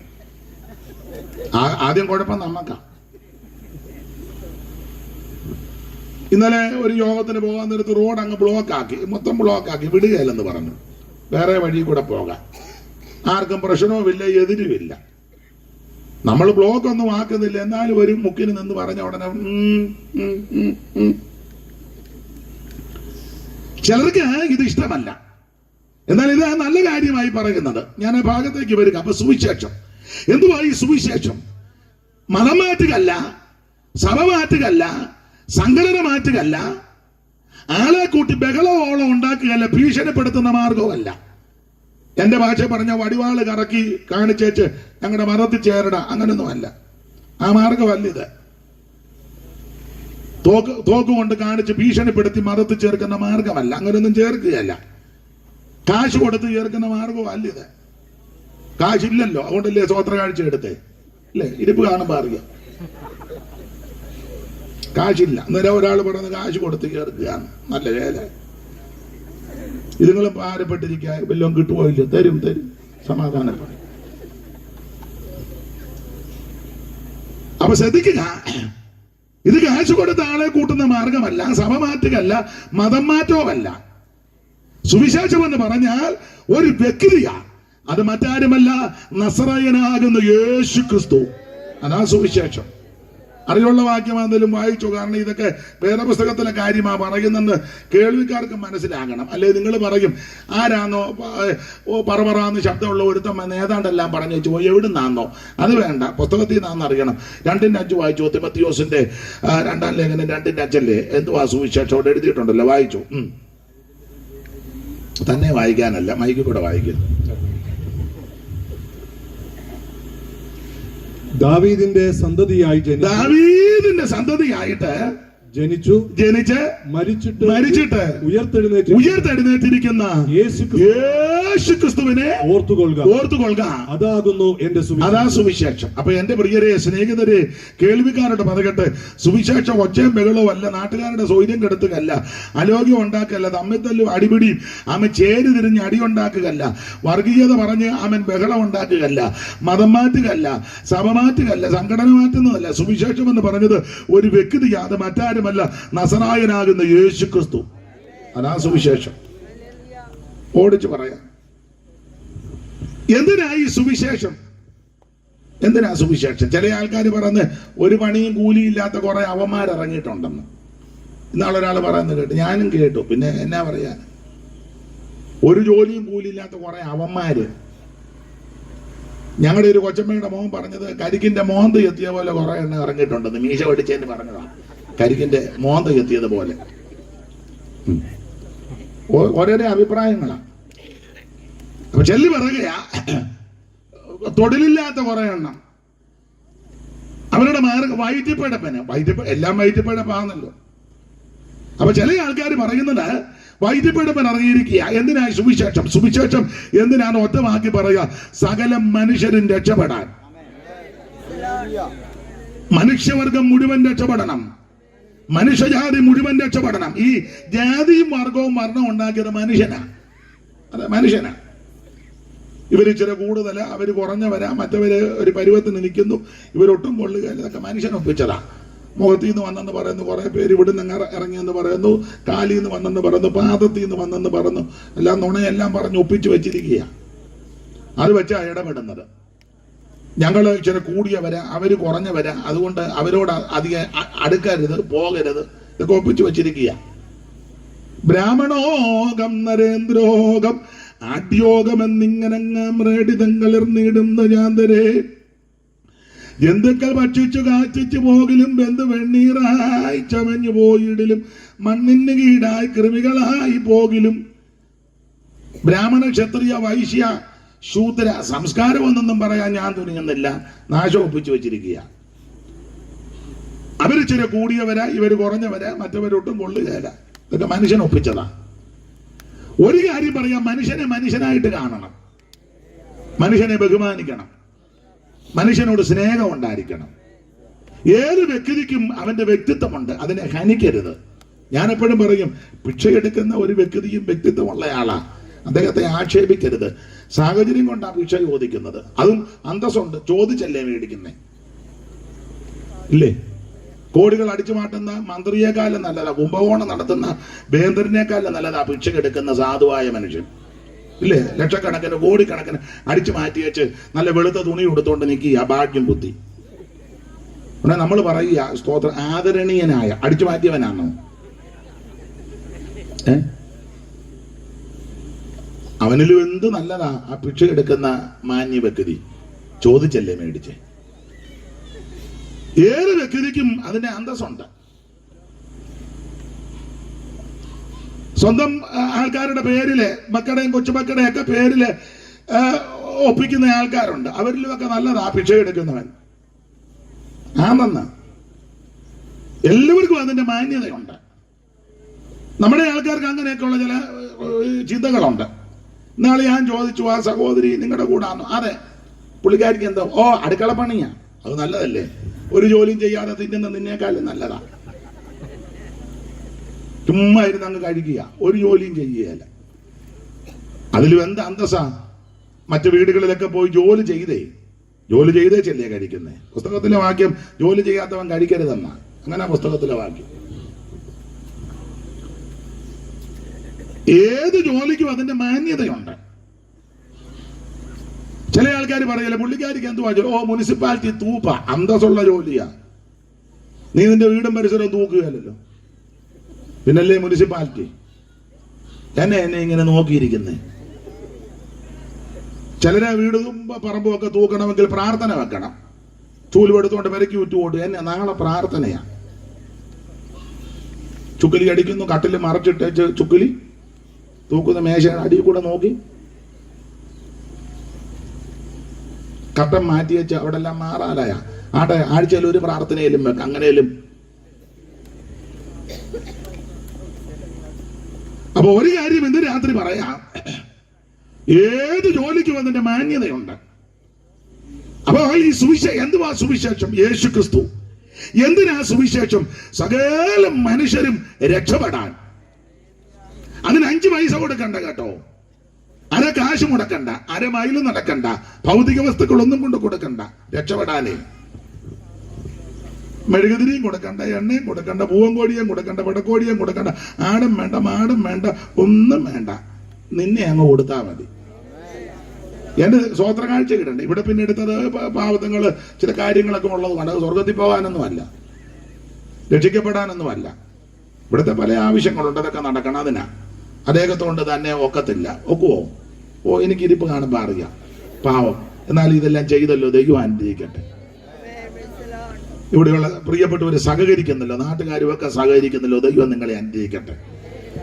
അപ്പൊ ചുരുക്കി പറഞ്ഞാൽ ഇതെടുക്കുന്നത് സ്വർഗത്തിൽ പോകാനൊന്നുമല്ല, രക്ഷിക്കപ്പെടാനല്ല. രക്ഷിക്കപ്പെടുവാൻ ഒറ്റ വഴിയേ ഉള്ളൂ, യേശു ക്രിസ്തുവിനെ രക്ഷിതാവായി സ്വീകരിക്കുക. മറ്റൊരുത്തനും രക്ഷയില്ല. നാം രക്ഷിക്കപ്പെടുവാൻ ആകാശത്തിന് കീഴിൽ മനുഷ്യരുടെ ഇടയിൽ നൽകപ്പെട്ട ഒരേ ഒരു നാമം യേശു ക്രിസ്തുവിന്റെ പരിശുദ്ധ നാമമാണ്. സ്തോത്രം. രക്ഷിപ്പാൻ മാർഗം വേറെയില്ല, രക്ഷകനേശു താൻ വഴിയേ. രക്ഷിപ്പാൻ മാർഗം ഞാന് അറിയാവുന്ന പാട്ട് പാടുമ്പോ നിങ്ങളോട് പാടാം. അതും അറിയാൻ പറ്റില്ലേ? എന്നാ എന്ത് ആരാ പാടുന്നത്? എടുക്കും ഈ മൈക്ക് 4 എണ്ണം എന്തിനാ വെച്ചേക്കുന്നത്? അറിയാവുന്ന പാട്ട് പാടണം. രക്ഷിപ്പാൻ മാർഗം വേറെയില്ല, രക്ഷകനേശു താൻ വഴിയേ. വരുവീ ഈ നല്ല സമയം വൃഥാവാകാതെ, നിന്നെ യേശു വിളിച്ചിടുന്നു. വരുവീ ഈ നല്ല സമയം വൃഥാവാക്കാതെ, നിന്നെ യേശു വിളിച്ചിടുന്നു. അപ്പൊ ശ്രദ്ധിക്കുക, എന്തിനായി സുവിശേഷം? സകല മനുഷ്യരും രക്ഷപ്പെടാൻ. ഒരു വാക്യം വായിച്ചോ കർത്തദാസനെ, തീത്തോസിന്റെ ലേഖനം 2-ാം അധ്യായത്തിന്റെ 11 മുതൽ താഴോട്ടുള്ള തിരുവെടുത്ത്. അറിവുള്ള വാക്യമാ, വായിപ്പിക്കുന്ന എന്തിനാന്ന് ചോദിച്ചാൽ ഇതൊക്കെ ഇതിനകത്തുള്ളതാന്ന് അറിയണം. അതിനാ വായത്. സകല മനുഷ്യർക്കും രക്ഷാകരമായ ദൈവകൃപ ഉദിച്ചുവല്ലോ. സകല മനുഷ്യർക്കും രക്ഷാകരമായ ദൈവകൃപ. അപ്പൊ എന്തിനായി സുവിശേഷം? സകല മനുഷ്യനും രക്ഷപ്പെടണം. രക്ഷപ്പെടാനുള്ള മാർഗമാണ് സുവിശേഷം. ഒന്നുകൂടെ ആവർത്തിക്കാൻ, മതമാറ്റമല്ല, സഭമാറ്റമല്ല. അവൻ മനസ്സ് മാറി മാനസാന്തരപ്പെട്ട് അവൻ സ്വത്തിന് രക്ഷപ്പെടാനുള്ള മാർഗമാണ്. ഞാന് പ്രാരംഭത്തിൽ ഒരു കാര്യം പറയാം. ഞാനൊരു ഹൈന്ദവ പശ്ചാത്തലത്തിൽ നിന്നാണ് ഈ മാർഗത്തിൽ വന്നത്. എല്ലാം വിവരിക്കുന്നില്ല. സുഖമില്ലാതെ വളരെ പ്രയാസപ്പെട്ടു. ടൈഫോയിഡ് വന്നു കൂടി. ആലപ്പുഴ മെഡിക്കൽ കോളേജിലെ ചികിത്സകളൊക്കെ ആയിരുന്നു. ഭേദമൊന്നും വന്നില്ല. ഒരു സന്ധ്യയ്ക്ക് ക്ഷേത്ര ദർശനം കഴിഞ്ഞ് വീട്ടിലേക്ക് വരുമ്പോൾ ഇതുപോലെ, ഇത്ര ആളൊന്നുമില്ല, ഒരു വീടിന്റെ മുറ്റത്ത് ഇതുപോലൊരു യോഗം. ഇത്ര മെച്ചപ്പെട്ട യോഗമൊന്നുമല്ല. കുറച്ച് പേര് ദൂരെ നിന്ന് ശ്രദ്ധിച്ചു. അപ്പൊ എന്റെ ഹൃദയത്തിൽ ചിന്ത, ഇവര് പ്രാർത്ഥിച്ചാൽ ചിലപ്പോൾ എനിക്ക് സൗഖ്യം കിട്ടും. മുമ്പോട്ട് ചെന്നു പ്രാർത്ഥിക്കാൻ പറഞ്ഞു. അവിടെയുള്ള ദൈവമക്കളും ദൈവദാസന്മാരും പ്രാർത്ഥിച്ചു. ചില കർത്തദാസന്മാർ ശിരസിൽ കൈവച്ച് പ്രാർത്ഥിച്ചു. അന്ന് രാത്രി യേശു സൗഖ്യമാക്കി. അങ്ങനെയായി മാർഗത്ത് വന്ന്. അപ്പൊ എന്റെ നെറ്റിയിലൊക്കെ കളവക്കുറിയും കയ്യിൽ പ്രസാദവും ഒക്കെ ഉണ്ടായിരുന്നു. വൃശ്ചികവ്രതത്തിന്റെ സമയമാണ്. ശരണം വിളിയൊക്കെ കഴിഞ്ഞ് നാമജപവും കഴിഞ്ഞാച്ചാ വരുന്നത്. അന്ന് രാത്രി യേശു എന്നെ രക്ഷിച്ചു. അപ്പൊ ഒരു കാര്യം എന്ത് രാത്രി പറയാം, അങ്ങനെയായി ഈ മാർഗത്ത് ഞാൻ വന്നത്. അല്ലാതെ എനിക്ക് ആരും കാശ് തന്നു കൊണ്ടുവന്നു അല്ല. അങ്ങനെയൊക്കെ ചിലര് പറയുന്നു. കാശ് കൊടുത്ത് കാശും കഞ്ഞി, പിന്നെ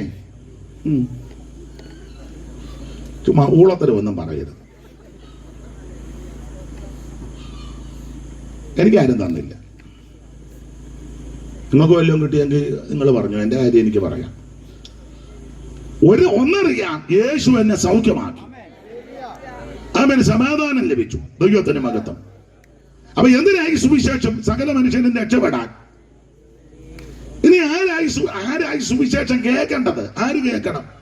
എല്ലാരും കേൾക്കണം. വായിച്ചോ 49-ാമത്തെ സങ്കീർത്തനത്തിന്റെ പ്രാരംഭവാക്യം. ആരാ കേൾക്കേണ്ടത്? ഒരു ഏരിയയിലുള്ളവരും ഒരു വിഭാഗക്കാരും ഒരു സംഘടനക്കാരും ഒരു സമൂഹം മാത്രമല്ല കേൾക്കേണ്ടത്. ആരാ കേൾക്കേണ്ടത്? എഴുതിയിട്ടുണ്ട്. വായിര്. സകല ജാതികളുമായുള്ളവരെ ഇത് കേൾപ്പിൻ. ഇത് കേൾക്കണം. മതി. സകല ജാതികളും ഇത് കേൾക്കണം. നമ്മളെ ചില ഇടങ്ങളിലൊക്കെ പറയാൻ പോകുമ്പോ, ഞാനും പോയിട്ടുണ്ട്, പോകുമ്പോ ചോദിക്കും, എന്നാ സുവിശേഷം? സുവിശേഷം ഇല്ലയോ? അങ്ങോട്ട് ചെല്ലും. നിങ്ങളുടെ ആൾക്കാരാണ്ട് അവിടെ ഉണ്ട്. ആരാ നിങ്ങളുടെ ആൾക്കാര്? പത്രോസും മർക്കോച്ചനും സാറാമ്മയും ചിന്നമ്മയും മേരി, ഏതാ ഒലിപ്പി മേരി. നാളെ എന്നോടൊരാളെ പറഞ്ഞ ഒലിപ്പി മേരിയാണ്. ആളറിഞ്ഞ തന്നെ ഞാൻ പറഞ്ഞത്. നിങ്ങൾ പറഞ്ഞോ നമ്മുടെ മേരി അത് തന്നെ. പിന്നെ കരിമമ്മേനെ എനിക്കറിയാം. എത്തക്കുടി ചിന്നമ്മ.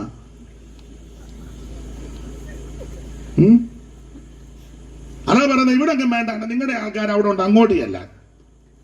എന്നാലും നമ്മൾ ഇതുമായിട്ട് അങ്ങോട്ട് ചെന്നപ്പോ അവര് ചോദിക്കുക, എന്നാ സുവിശേഷം? ഞങ്ങൾക്ക് ഇതെല്ലാം അറിയാണ്ട് അങ്ങോട്ട് ചെല്ല്. അവിടെ ആരാ? അവിടെ പവാനിയും ശ്രീധരനും അബ്ദുള്ളയും റഹ്മാനും. അങ്ങോട്ട് ചെല്ല്. ചുരുക്കി പറഞ്ഞാൽ നമ്മളെ അങ്ങോട്ട് കൊണ്ടിട്ട് തട്ടുക. അയ്യോ, ഞാനൊരു കാര്യം പറയാം, ഇതെല്ലാരും കേൾക്കണം. പവാനിയും കേൾക്കണം, ശ്രീധരനും കേൾക്കണം, പത്രോസും കേൾക്കണം, ചിന്നമ്മയും കേൾക്കണം, മേരിയും കേൾക്കണം, എല്ലാവരും കേൾക്കണം. സകല ജാതികളും ഇത് കേൾക്കണം. ഒരു വിഭാഗക്കാര് മാത്രം കേട്ടാ പോരാ, സകല ജാതികളും കേൾക്കണം. ഞാൻ തുടക്കത്തിലെ പറഞ്ഞു, ജാതിയും വർഗവും മരണമൊക്കെ മനുഷ്യനുണ്ടാക്കിയതാ ആണെന്ന്. അപ്പോൾ ഇതെല്ലാവരും കേൾക്കണ്ട. അതിനെ എല്ലാവരും കേൾക്കണം. എല്ലാവരും കേൾക്കാൻ കൊള്ളാമെന്ന് ഇതേ ഉള്ളൂ നല്ലത്. ബാക്കി കാര്യമല്ല എല്ലാവരും കൂടി ഇരുന്ന് കേൾക്കാൻ പറ്റുന്നതല്ല. അപ്പനും അമ്മയും വല്യപ്പനും വല്യമ്മയും കൊച്ചുമക്കളും എല്ലാം കൂടെ ഒന്നിച്ചിരുന്ന് കേൾക്കാൻ പറ്റുന്ന വാർത്തകളല്ലല്ലോ ഇപ്പൊ കേട്ടോണ്ടിരിക്കുന്നേ. ടി വി തന്നെ വെച്ചോണ്ടിരിക്കും. ഇപ്പൊ ടി വി അധികം എല്ലാം കയ്യിലുണ്ടല്ലോ. ഇടക്കാലത്ത് ടി വി വലിയ ടി വി വെക്കും. പഞ്ചായത്തിലൊക്കെ വെക്കുമായിരുന്നു. എല്ലാവർക്കും കൂടെ വന്ന് കാണാം. എല്ലാവർക്കും കൂടെ അങ്ങനെയുണ്ട്. വീടുകളിലും വെക്കുമ്പോ എല്ലാരും കാണുക. അപ്പനും അമ്മയും വല്യമ്മ. എന്നാ ചിലത് വരുമ്പോ അമ്മ പറയും, കടുക് മൂത്തുന്നില്ലെന്ന് തോന്നുന്നു, ഞാൻ പോവാണ്, കാണാൻ കൊള്ളാത്ത കാര്യമാണ്. വല്യമ്മയും കൊച്ചുമക്കളും വരുന്നത്, അല്ലെ അപ്പനും മക്കളും കൂടെ കാണാൻ പറ്റാത്ത പരസ്യങ്ങളും വാർത്തകളുമാ. ഒന്നേ കണ്ണടയ്ക്കും, ഇല്ലേ എഴുന്നേറ്റ് പോവും. കേൾക്കുന്ന വാർത്ത അങ്ങനെ നല്ല വാർത്തയല്ലല്ലോ, കേൾക്കുന്നതെല്ലാം അസ്വസ്ഥത ഉണ്ടാക്കുന്ന വാർത്തയല്ലേ. ചില പ്രായമുള്ളവർ വർത്താനം പറയുമ്പോൾ പിള്ളേരിക്കുമ്പോൾ പ്രായമുള്ളവർ പറയുന്നത് ഞാൻ കേട്ടുണ്ട്, എന്തുവാടാ മൂത്തവർ വർത്താനം പറയുന്നതിനിടെ കീഴെ പോ മൂത്തവർ അത്രയൊക്കെയാ പറയുന്നത് എന്ന് പറഞ്ഞാൽ കൊച്ചുങ്ങൾക്ക് കേൾക്കാൻ പറ്റാവുന്ന ഒന്നും അല്ല പറയുന്നത്. അതാ പറയുന്നത് മൂത്തവർ വർത്താനം പറയുന്നത് കീഴെ പോ. മൂത്തവർ പറയുന്നതെല്ലാം ഇത്ര നാശമാണ്. എന്നാൽ ഈ വാർത്തകളുടെ പ്രത്യേകത മൂത്തവർക്കും കേൾക്കാം, കൊച്ചുങ്ങൾക്കും കേൾക്കാം, ഇടത്തരക്കാർക്കും കേൾക്കാം, ആർക്കും കേൾക്കാൻ പറ്റാവുന്ന നല്ല വാർത്തയാ സുവിശേഷം. അപ്പനും അമ്മയ്ക്കും മക്കൾക്കും കൊച്ചുമക്കൾക്കും എല്ലാം കൂടെ ഒന്നിച്ചിരുന്ന് കേൾക്കാൻ പറ്റുന്ന നല്ല നമ്മുടെ ചെവിക്ക് ആനന്ദം കുളിർമ തരുന്ന കർണസുഖം തരുന്ന നല്ല വാർത്തയാ സുവിശേഷം. ഗുഡ് ന്യൂസ്, സദ്വർത്തമാനം, നല്ല വാർത്ത, അതാ സുവിശേഷം. ഇതെല്ലാവരും കേൾക്കണം. അത് കേൾപ്പിക്കാനായിട്ട് ഈ ദൈവദാസന് ഇവിടെയുള്ള പ്രിയപ്പെട്ടവരും ചുമല് കൊടുത്ത് ഈ ചെയ്യുന്ന വലിയ പ്രവർത്തനത്തെ ഓർത്ത് ഞാൻ ദൈവത്തെ സ്തുതിക്കുന്നു. അനുസരിക്കുമോ അനുസരിക്കാതിരിക്കുമോ അവനവന്റെ ഇഷ്ടമാണ്. ഇതാരെയും നിർബന്ധിക്കത്തൊന്നും വലിയ സമ്മർദ്ദമൊന്നുമില്ല. ഞാൻ എപ്പോഴും പറയും ഞാൻ നിർബന്ധിക്കത്തില്ല. അങ്ങനെ ഇത് നിർബന്ധിച്ച് കൊണ്ടുവരേണ്ട കാര്യമല്ല, തന്നെത്താൻ തീരുമാനിക്കേണ്ട കാര്യമാണ്. ചില പറയാനുണ്ട് വന്ന് നോക്ക്, ഇതിക്ക് ഞാൻ വിളിക്കുകയല്ല. ഇതാണ് നല്ല മാർഗം, നിനക്ക് ഇഷ്ടമുണ്ടെ അംഗീകരിച്ചാൽ മതി. പക്ഷെ ഇത് പറയും, ഇതാണ് ഇത് നല്ല മാർഗമാണ്, അനുഭവിച്ചുകൊണ്ടിരിക്കുക. പക്ഷെ ആരെയും നിർബന്ധിക്കത്തില്ല. ബോർഡ് വെക്കുമല്ലോ, ആരോ കൊടുത്ത് സൂക്ഷിക്കണം. ബോർഡ് എഴുതിയ ആള് വന്ന് കൈക്ക് പിടിക്കുവോ? അത് പോകേണ്ടവൻ സൂക്ഷിക്കണം. അപ്പൊ ശ്രദ്ധിക്കുക, ഇത് നല്ല വാർത്തയാ സുവിശേഷം. എല്ലാവരും കേൾക്കണം. കേൾക്കാൻ കൊള്ളാവുന്ന വാർത്തയാ. മറ്റു വാർത്തകളൊന്നും നല്ല വാർത്തയൊന്നും അല്ല. ആണോ? അവിടെ ഒരു തള്ള എലന്തൂരെ വെട്ടിക്കണ്ടിച്ചു. അത് ഹോമമല്ലല്ലോ, കുരുതി. അറിഞ്ഞില്ലയോ ഒന്നും? എന്തോ എന്റെ പേര് ഞാൻ മറന്നു. എലന്തൂര്. ഈ നാശത്തിന്റെയൊക്കെ പേര് ഓർക്കാതിരിക്കുന്നതാണ് നല്ലത്. കുരുതി നടത്തുകയാണ്. സ്വന്തം നൊന്ത് പ്രസവിച്ച മക്കളെ ഉപേക്ഷിച്ചേച്ച് സ്നേഹിച്ച ഓട്ടോക്കാരന്റെ കൂടെ ഓട്ടോയിൽ കയറി പോയി ഒരുത്തി. നല്ല വാർത്തയാണോ? നിങ്ങൾക്ക് നല്ലതായിരിക്കും. 10 മാസം നൊന്ത് വൈദ്യ ചുമന്ന് നൊന്ത് പ്രസവിച്ച് ഒന്ന് പൊടിക്കൊച്ച അതിനെ ഇട്ടേച്ച് കൊച്ചുങ്ങൾ മൂത്ത കൊച്ചു കിടന്ന് കരയുക, മമ്മി പോകരുതെന്ന്. എന്നിട്ട് അവള് ഷാളിട്ട് മുഖം മറച്ച് അവന്റെ കൂടെ ഓട്ടോയിൽ പോയി. അങ്ങനെ ഉണ്ട്? നല്ല വാർത്തയാണോ? അല്ല. ജാതിയുടെ പേര് പറഞ്ഞ്, മതത്തിന്റെ പേര് പറഞ്ഞ്, വർഗത്തിന്റെയും വർണ്ണത്തിന്റെയും പേര് പറഞ്ഞ് അടിയുണ്ടാക്കുന്നത് നല്ല വാർത്തയാണോ? അല്ല.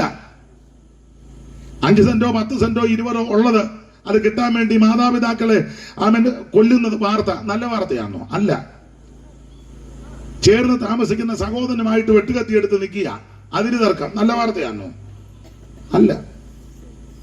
ഇവിടെ കേൾക്കുന്ന വാർത്ത മുഴുവൻ നമുക്ക് സ്വസ്ഥതക്കേടും സ്വൈര്യക്കേടും ഉണ്ടാക്കുന്ന വാർത്തയാണ്. ഇതിന്റെ നടുവിൽ എന്റെ പ്രിയരെ നല്ല വാർത്തയാ സുവിശേഷം.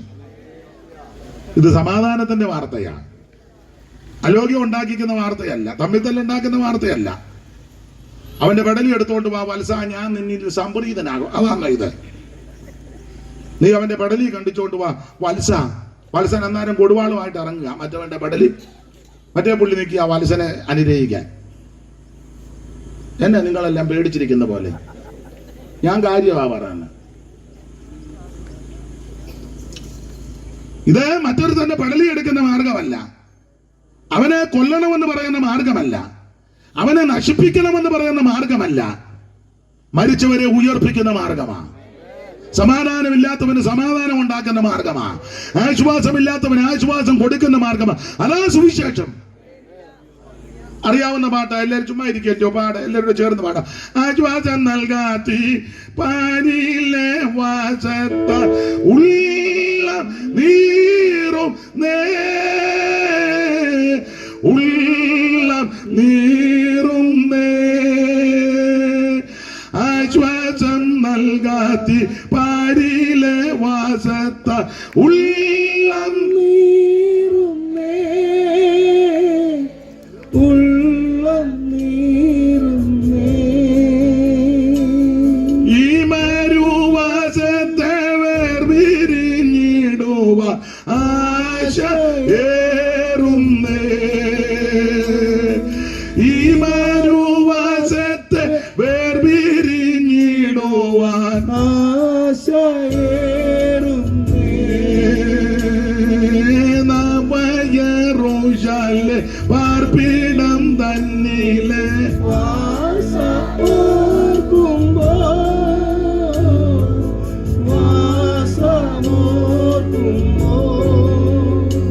മതി.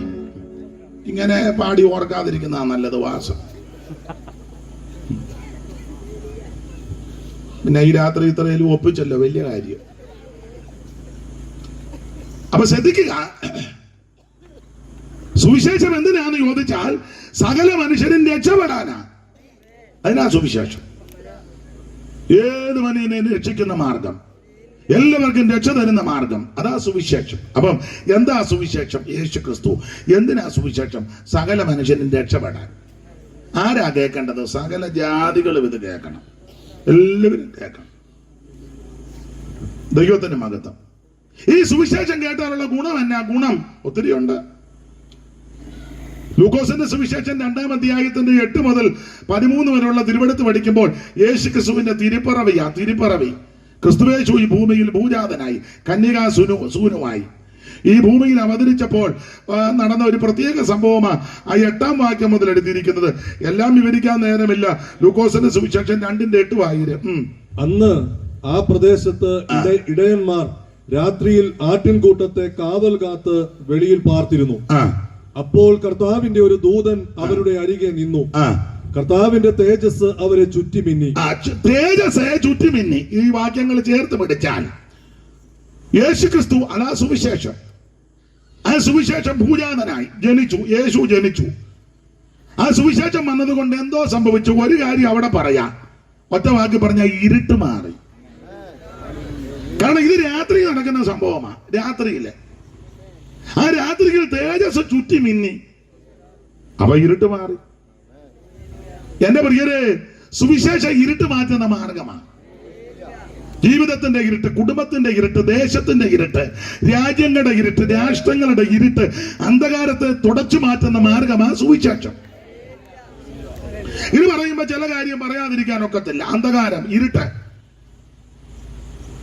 നമ്മുടെ ഈ കൊച്ചു സംസ്ഥാനത്തിലുമൊക്കെ ഒരു കാലത്ത് ഇരുട്ടായിരുന്നു. ഇപ്പോഴും അത്ര പൂർണ്ണമായിട്ട് മാറിയോന്നൊന്നും ഞാൻ വിശ്വസിക്കുന്നില്ല. ഇനി പൂർണ്ണമായിട്ട് മാറുമോ എന്ന് സംശയിക്കേണ്ടിയിരിക്കുന്നു. സ്തോത്രം. ഇരുട്ട് മാറ്റും. ഒരു കാലത്ത് ഇവിടെ ഇരുട്ടായിരുന്നു. അതെന്നാ? അത് ഞാൻ 1-2 കാര്യം പറയാം. ഇരുട്ട് ഒരു 100-150 കൊല്ലം പുറകോട്ട് നോക്കിയ ഇരുട്ട് കുറച്ചൊക്കെ വ്യത്യാസം വന്നു. അതെന്താ ഇരുട്ട്? ഇവിടെ ജാതിക്കോമരങ്ങൾ കലിതുള്ളി നിന്നൊരു കാലം ഉണ്ടായിരുന്നു. സാധുക്കളായ ആൾക്കാർക്ക് വഴി നടക്കാനൊക്കത്തില്ല, മെയിൻ റോഡെ നടക്കാനൊക്കത്തില്ല. എന്തിനാ ഒത്തിരി ദൂരോട്ട് പോകുന്നത്? വൈക്കം വരെ ചെന്നാൽ മതിയല്ലോ. ഇപ്പോഴല്ലയോ ഇതിലെല്ലാം കയറി ആൾക്കാർ നടക്കുന്നത്. നേരത്തെ അതിലെ നടക്കായിരുന്നു അമ്മേ. ഓ, ഈ അമ്മ ഉറങ്ങുകയാണോ? ഒരു 100 കൊല്ലം മുമ്പേ വൈക്കത്തമ്പലത്തിന്റെ സൈഡിൽ കൂടെ എല്ലാവർക്കും നടക്കാൻ പറ്റുമോന്ന് ഉമ്മ വന്നിരിക്കുക നിങ്ങളല്ലേ. അഷ്ടമി തൊഴാന്നും പറഞ്ഞ് അവിടെ ചെന്ന് നിന്നാ നല്ല തൊഴി കിട്ടും. തൊഴി കിട്ടും. ഇപ്പോഴല്ല, 100 കൊല്ലം മുമ്പ് കയറാനൊക്കത്തില്ല, ഇതിലെ വഴി നടക്കാനൊക്കത്തില്ല. മനസ്സിലായോ? എന്റെ അച്ചാച്ചന്റെ പെങ്ങളെ ഇവിടെ കെട്ടിച്ചിട്ടുണ്ട്. അതുകൊണ്ട് കുറച്ച് കാര്യം അറിയാം. പുള്ളിക്കാരിയും പറഞ്ഞു തന്നിട്ടുണ്ട്. അവിടെ ചാലപ്പറമ്പിലെ രമണി, ഭർത്താവിന്റെ പേര് നാരായണൻ, മരിച്ചുപോയി. ചിലപ്പോൾ ഞാൻ യോഗം കഴിഞ്ഞതിൽ നിന്ന് പോയിച്ചേ പോവുള്ളൂ. അപ്പൊ ഞാൻ പറഞ്ഞതിന്റെ സാരം, എല്ലാവർക്കും ഒന്നും ഈ വഴിയിൽ കൂടെ നടക്കാൻ ഒക്കത്തില്ല. റോഡ് പട്ടിക്കും പന്നിക്കും വഴിയിൽ കൂടെ നടക്കാൻ, മനുഷ്യന് നടക്കാൻ മേല. ഇരുട്ടാ, അന്ധകാരം. അങ്ങനത്തെ സാഹചര്യമായിരുന്നു കേരളത്തിലും.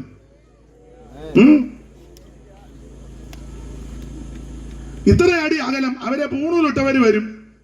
അവർ വരുമ്പോൾ ശബ്ദമൊക്കെ ഹോയ് ഹോയ് എന്ന് ശബ്ദം ഉണ്ടാക്കും. അപ്പം പാവത്തങ്ങളെല്ലാം ഓടിക്കണം. നായർ ഇത്ര അടി, ഈഴവർ ഇത്ര അടി, പുലയർ ഇത്ര അടി, പറയർ ഇത്ര അടി. പിന്നെ ഓരോ ജാതിയും അത്ര അടി മാറിക്കണം. ആ അടി മാറി നിന്നില്ല വേറെ അടി. ആണെന്ന ഇതുപോലെ അന്ധകാരം പിടിച്ചൊരു കാലം, അയിത്തമുള്ള കാലം. തമ്പുരാക്കന്മാരുടെ വീട്ടിലൊന്നും ചെന്ന് കയറാനൊക്കത്തില്ല, മുറ്റത്ത് പോലും കയറ്റുകയില്ല. മാത്രമാണോ, അഥവാ ഭക്ഷണം കൊടുക്കുകയാണെ കേട്ടിട്ടുണ്ട്, കൊടുക്കുകയാണെങ്കിൽ മുറ്റത്ത് ദൂരെ കുഴി കുത്തി ഇല കോട്ടി വെക്കും, അതിനകത്തൊക്കെയാ കൊടുക്കുന്നത്. അവിടെ ചെന്ന് കയറാനൊക്കത്തില്ല.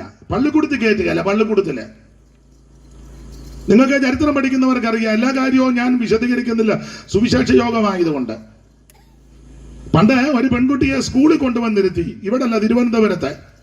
ആ പെൺകുട്ടിയുടെ പേര് പഞ്ചമി എന്നാ. പഞ്ചമി, നിങ്ങൾ ചരിത്രം പഠിക്കുന്നവർക്കറിയാം. പള്ളിക്കൂടത്ത് ഇരുത്തിയപ്പോൾ അന്നത്തെ മേലാളന്മാര് തമ്പുരാക്കന്മാര് പള്ളിക്കൂടത്തിന് തീ വെച്ചു. തീ വെച്ച വിദ്വാന്മാരാ. ഇതിന് സമാന സംഭവം ആ കുമ്പനാടിനപ്പുറം പുല്ലാടുണ്ടായത്, പൂവത്തൂരിനടുത്ത് പുല്ലാട്. അവിടെ തേവൻ എന്ന് പറയുന്ന ഒരു പയ്യനെ സ്കൂളിൽ കൊണ്ടിരുത്തി. തേവൻ അന്നും പള്ളിക്കൂടത്തിന് തീ വെച്ചു. പക്ഷേ പ്രഗത്ഭനായ ഒരാളുണ്ടായിരുന്നു, സരസകവി മൂലൂര് പത്മനാഭ പണിക്കര്. അദ്ദേഹം ഈ പയ്യനെ ചേർത്തണച്ചു, വേണ്ട ഒത്താശകൾ കൊടുത്ത് വിദ്യയാക്കി അഭ്യസിക്കുവാൻ സാവകാശം ഒരുക്കി. ആ പയ്യൻ പിന്നീട് പ്രസിദ്ധനായി. അദ്ദേഹത്തിന്റെ പേരാ കേശവശാസ്ത്രി. ശാസ്ത്രി പട്ടമൊക്കെ എടുത്തതാണ്. ഇതൊക്കെ ചരിത്രമായ സത്യമായ കാര്യങ്ങളാണ്. അപ്പൊ അങ്ങനെ പള്ളിക്കൂടത്തിന് തീ വെച്ച കാലം. പള്ളിക്കൂടത്ത് കയറ്റുകയല്ല, വിദ്യ അഭ്യസിക്കുവാൻ അനുവദിക്കത്തില്ല, പള്ളിക്കൂടത്ത് ഇരുത്തുകയല്ല. ഞങ്ങൾക്കൊരു അമ്മയുണ്ട്, ഇപ്പോഴും ഉണ്ട്, ഞാൻ തന്നെ ഇല്ല. അമ്മ എന്നോട് പറഞ്ഞ 1ാം ക്ലാസ്സിലെ പഠിച്ചോളന്ന്. ഞാൻ ചോദിച്ചു പിന്നെന്നാ? ഞാൻ സാറിനെ അടിച്ചേച്ചിറങ്ങിയെന്ന് പറഞ്ഞു. ഞാൻ ചോദിച്ചു സാറിനെ തല്ലു? എന്നെ തല്ലാൻ കാര്യം അമ്മ എന്നോട് പറഞ്ഞതാ. അവിടെ നിന്നൊരു പൂ പറിച്ചു. കുഞ്ഞുങ്ങളല്ലേ, അന്നത്തെ കാലമാ.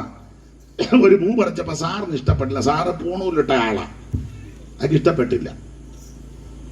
കൂടെ പഠിച്ച പിള്ളേരെ വിളിച്ചേച്ച് ഈ അമ്മയെ ബെഞ്ചേ കയറ്റി നിർത്തിയേച്ച് മറ്റവനോട് പറഞ്ഞു അടിക്കടാന്ന്. ഒരു പൂ പറിച്ചതന്നെ, പൂ പറിച്ചത് തെറ്റ്. അഥവാ ഒരു പൂ പറിച്ചാൽ ഇനി ശിക്ഷയ്ക്ക് ഒരടി കൊടുക്കാം.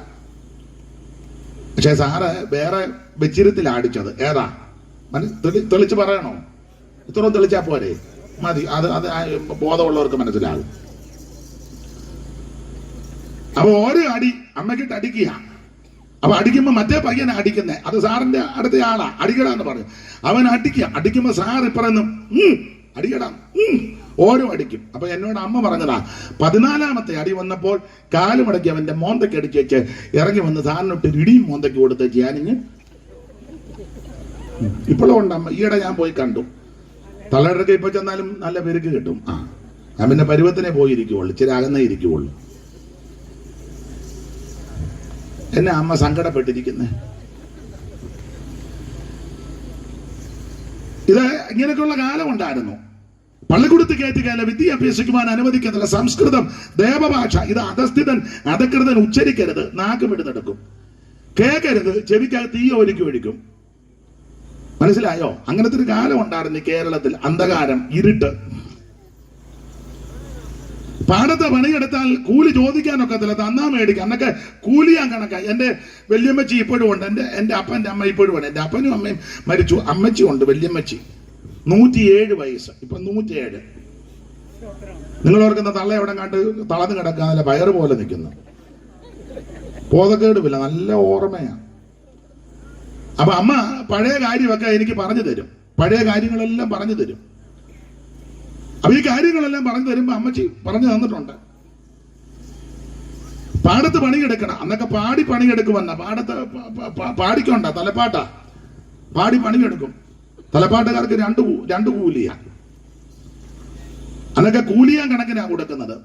പഴയ ആൾക്കാർക്ക് അറിയാം കൂലിയ. അച്ഛൻ അറിയത്തില്ല അച്ഛാ കൂലിയാ. ചിലപ്പോ നെല്ലാ കൊടുക്കുന്നത്. നെല്ലാ കൊടുക്കുന്നത്. അത് സന്ധ്യക്കേ കിട്ടുവുള്ളൂ. സന്ധ്യ വരെ പാടി പണിയെടുക്കണ്ടേ. സന്ധ്യക്ക് ആ നെല്ല് വരമ്പത്ത് തരും. അത് മേടിച്ചോണ്ട് ഒന്നൊക്കെ ഈ ഇട്ടിരിക്കുന്ന ഉത്തരിയമോ അല്ലെങ്കിൽ തോർത്തിനകത്തായിരിക്കും. അല്ലെ കൊട്ടയോ വട്ടിയോ എല്ലാം കാണും. തലവെട്ടി അല്ലെ പുട്ടല്. ഇതൊന്നും ഇപ്പോഴത്തെ പിള്ളേർക്കാർക്കും പുട്ടല് കിട്ടല്ലെന്നൊന്നും പറഞ്ഞ പുട്ടലെന്നാന്ന് മനസ്സിലായോ? പിന്നെ മുട്ടൽ എന്നാന്നറിയാം, കാരണം ശ്വാസം മുട്ടല്. പുട്ടലറിയാൻ മേലേലും. അപ്പൊ അതാണ് കൂലിയാൻ നെല്ല് കൊടുക്കും. അത് വീട്ടിൽ കൊണ്ടുവന്ന് വീട്ടിൽ വരുമ്പോ സന്ധ്യ കഴിയും, ഇരുട്ടും. കുഞ്ഞുങ്ങളൊക്കെ നോക്കിയിരിക്കുക, അച്ഛയ്ക്ക് വകയില്ല. അത് കൊണ്ടുവന്ന പഴയ അമ്മ അത് വറുത്തു കുത്തും. ഒരലും ഒലക്കെ ഉണ്ട്. ഒലക്ക പോലും ഈ കൊച്ചുങ്ങൾ കണ്ടിട്ടില്ല. പിന്നെ ആ കൂടെ കണ്ട തള്ള അപ്പനെ തല്ലാനായിട്ട് രാത്രി മറത്ത് കുത്തി പേറ്റി പറക്കി കഞ്ഞി വെക്കും. കഞ്ഞി വെച്ച് കൂട്ടാനൊന്നും കാണുകയല്ല ചിലപ്പോ എല്ലാ വീട്ടിലും. ആ മുളക് അടുപ്പയിലിട്ട് ചുട്ട അടച്ചോറ്റിപ്പലക വെച്ചൊന്ന് തവിയും പഴയ ചിരട്ടത്തവിയാ, കണ്ണൻ ചിരട്ട. അതുകൊണ്ടൊന്ന് ഉടച്ച് വെളിച്ചെണ്ണയൊന്നും കാണുകയല്ല. ആ ചൂട് കഴിഞ്ഞ അപ്പൊ കൊച്ചുങ്ങള് ഒന്ന് രണ്ടെണ്ണമൊക്കെ കിടന്ന് ഉറങ്ങും, ചിലപ്പോ തല്ലി വിളിച്ച് എഴുതി. അങ്ങനത്തെ ഉള്ള കാലമുണ്ടെന്ന് ഇതൊക്കെ ചിന്തിക്കണ്ടേ? നിങ്ങളുടെ ഇരിപ്പ് കണ്ടിട്ട് കവടിയാർ കൊട്ടാരത്തിൽ നിന്ന് വന്ന തള്ളമാരെ പോലെ ആയിരിക്കുന്നത്. ഇരിപ്പ് അഹങ്കാരത്തിനൊന്നും കുറവില്ല. അപ്പൊ അന്നത്തെ കാലത്ത് ഇങ്ങനൊക്കെയാ. അങ്ങനെ ജോലി ചെയ്താൽ കൂലി ചോദിച്ച് ചെല്ലാനും ഒക്കത്തില്ല. പഴയ ഒരു പാട്ടുണ്ട്, വല്യമ്മച്ചി പാടി കേട്ടിട്ടുള്ളതാ, ചിലർക്കറിയാം. ജോലി ചെയ്തു വിയർപ്പൊഴുക്കി കൂലി ചോദിച്ചാലുടനെ പോകണമെന്നോതുവതും ശരിയോ തെറ്റോ. ജോലി ചെയ്തു വിയർപ്പൊഴുക്കി കൂലി ചോദിച്ചാലുടനെ പോകണമെന്നോതുവതും ശരിയോ തെറ്റോ. ഇത് ശരിയോ തെറ്റോ. അങ്ങനത്തെ ഒരു കാലം, ഇരുണ്ട കാലം, അന്ധകാരം. മാത്രമാണോ ആശുപത്രി കയറ്റുകയല്ല. സർക്കാർ ആശുപത്രിയിൽ എല്ലാവർക്കും ഒന്നും കയറി ചെല്ലാൻ ഒക്കത്തില്ല. ഇപ്പോഴല്ല, പണ്ട് അയിത്തം. അന്ന് ആശുപത്രിയിലെ ഡോക്ടർമാര് വരും, അപ്പോത്തിക്കിരി. നല്ല നല്ല ആൾക്കാരെ അടുത്തിരുത്തി പരിശോധിപ്പിക്കും. നല്ല നല്ല ആൾക്കാരെന്ന് ഞാൻ ഉദ്ദേശിച്ചത് കുടുംബക്കാരും വിദ്യാനിപുണന്മാരും കണ്ടാൽ കൊള്ളാമെന്ന് സമൂഹം വിലയിരുത്തുന്ന കുറെ ആൾക്കാരുണ്ട്. അവരെയൊക്കെ അടുത്തിരുത്തി കുടല് വെച്ച് പരിശോധിക്കും. വലിച്ചു വിട്ടാട്ടെ അങ്ങനെയൊക്കെ. അങ്ങനെയാണല്ലോ, തിരിഞ്ഞിരുന്നാട്ടെ, വാ പൊളിച്ചാട്ടെ, കണ്ടൊന്ന് കാണിച്ചാട്ടെ. അതൊക്കെ നല്ല ആൾക്കാര്. മറ്റുള്ളവരെ കൊള്ളുകയല്ലെന്ന് പറയുന്ന ആൾക്കാരൊന്നും അടുത്തോട്ട് വരുത്തുകയല്ല, ദൂരെ നിർത്തും. ദൂരെ ഇന്നിങ്ങനെ നോക്കും. അടുത്ത് ചെന്ന് അയിത്തമല്ലേ, തൊടാനൊക്കത്തില്ല. ദൂരെ നിന്ന് നോക്കും. നോക്കി വെച്ച് പിന്നെ എല്ലാവർക്കും കൂടെ ഒരേ മരുന്നാ. പണ്ടൊക്കെ ഉണ്ടായിരുന്നു, നിങ്ങളുടെ കൊച്ചില് വലിയ അണ്ടാവിനകത്ത് കലക്കി വെച്ചിട്ട് വരുന്നവർക്കെല്ലാം കുപ്പി കണക്കിനാ. പഴയ തള്ളമാര് മണ്ണെണ്ണ കുപ്പിയായിട്ടാ പോകുന്നത്, വലിയ തുടക്കമുള്ള കുപ്പി നിറച്ചൊഴിച്ചു കൊടുത്തു. വലിയ സന്തോഷമാണ്. ഇങ്ങോട്ട് നിനക്ക് എത്ര കിട്ടിയെന്നാ, എനിക്കൊരു കുപ്പി. അവിടെ മുതൽ തള്ളയെ അങ്ങ് കുടിക്കുക. ആണെന്ന് ഞാൻ തമാശ പറഞ്ഞതല്ല. ഗുളിക എല്ലാം മാരി കൊടുക്കുക. എത്ര ഗുളിക ഉണ്ടടി ചിന്നമ്മേ? എനിക്ക് 10-15 എണ്ണം. ഉള്ളതാട്ടെ. അപ്പൊ അത് ചുരുക്കി പറഞ്ഞാൽ ഇവർക്ക് വേണ്ടി കൊണ്ടുവരുന്ന മരുന്നും ഒക്കെ ഉണ്ട്. അത് മറു സൈഡിൽ കൂടെ വിൽക്കും. ഇവർക്ക് കൊടുക്കത്തില്ല, സാധുക്കൾക്ക്.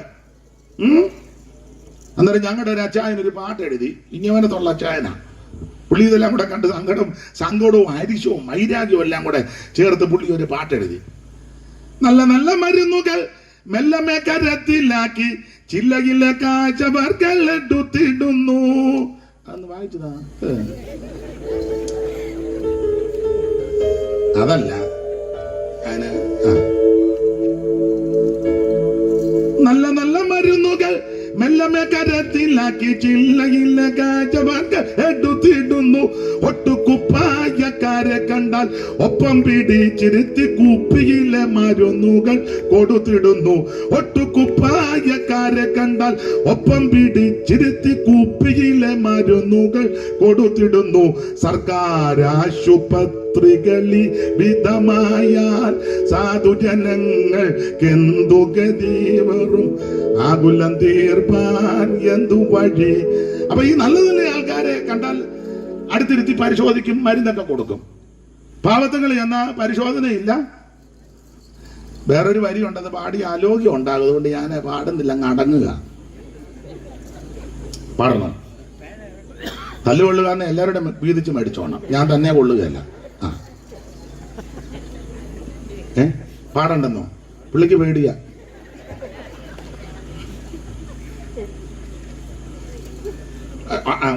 ഒരു വരി പാടാം, മൊത്തം വേണ്ട. പാടട്ടെ അച്ഛാ? അച്ഛാൻ ഏറ്റല്ലോ. അത് മതി. അച്ഛാൻ ഏറ്റെങ്കിൽ പിന്നെ കാര്യം റെഡിയാ. അതിന് വായിക്കണ്ട.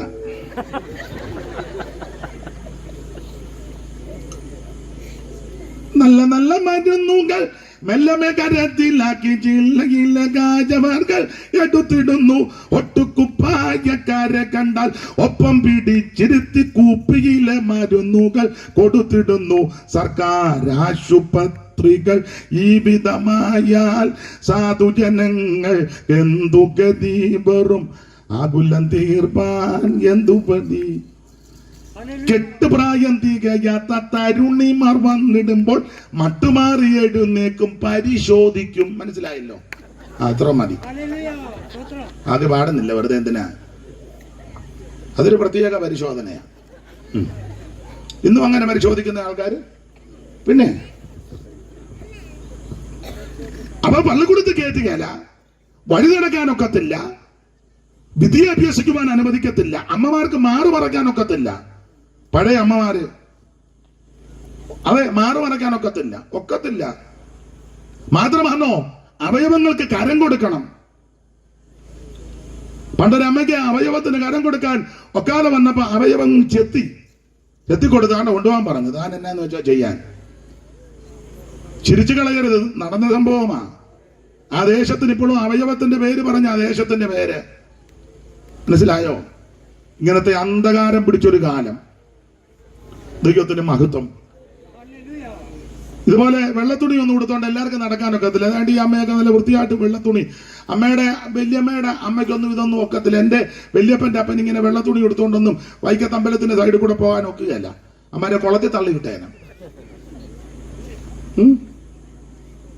ആണെന്ന് വടയാറ് കൂടെ പോകാൻ ഒക്കും അമ്മേ. ആറ്റിക്കളഞ്ഞാനും. ഇതുപോലെ വെള്ളത്തുണി ഇട്ടുകൊണ്ട് എന്റെ വല്യപ്പന്റെ അപ്പനെ 100 കൊല്ലം മുമ്പ് അന്തസ്സായിട്ട് നടക്കാൻ ഒക്കത്തില്ലെന്നായി പറഞ്ഞത്. അഥവാ വെള്ളത്തുണി ഇടണമെങ്കിൽ കരി വാരി തേച്ച് കറുപ്പിച്ച കരിയോ ചെളിയോ തേച്ചു വേണം കൊടുക്കാൻ. ഇപ്പൊ തന്നെ ഞാൻ ഇഷ്ടം പോലെ വെള്ളത്തുണി അതിന്റെ എല്ലാം കേട് തീർത്താണ് നടക്കുന്നത്. ഇതുകൊണ്ടൊരു 2-3 മീറ്റർ, ഇതുകൊണ്ടൊരു 2-3 മീറ്റർ. ഇവനെല്ലാം ചെയ്യാത്തതിന്റെ ഞാൻ കുറച്ചുകൂടെ തുണി മേടിക്കാനിരിക്കുക. നിങ്ങൾക്ക് വല്ലതും മനസ്സിലാകുന്നുണ്ടോ? അപ്പോൾ ഇങ്ങനത്തെ ഒരു വല്ലാത്ത കാലം ഈ ദേശത്തുണ്ടായിരുന്നെന്ന്. ബാക്കി ചരിത്രത്തിലോട്ടൊന്നും ഇപ്പൊ ഞാൻ പോകുന്നില്ല. തമ്പുരാക്കന്മാർക്ക് പണിയെടുത്ത് കൊടുക്കണം. മാത്രമല്ല പണിയെടുത്താൽ മതി. നിങ്ങളെല്ലാം ചുമന്നുകൊണ്ട് കിടക്കണം. അതിനെന്നാ പറയുന്നത്? ചുമന്നുകൊണ്ട് പല്ലക്കന്നല്ല വേറെ മഞ്ചല് 2 എണ്ണം ഉണ്ട്. മഞ്ചല് ഒടുങ്ങി പോകുന്നതും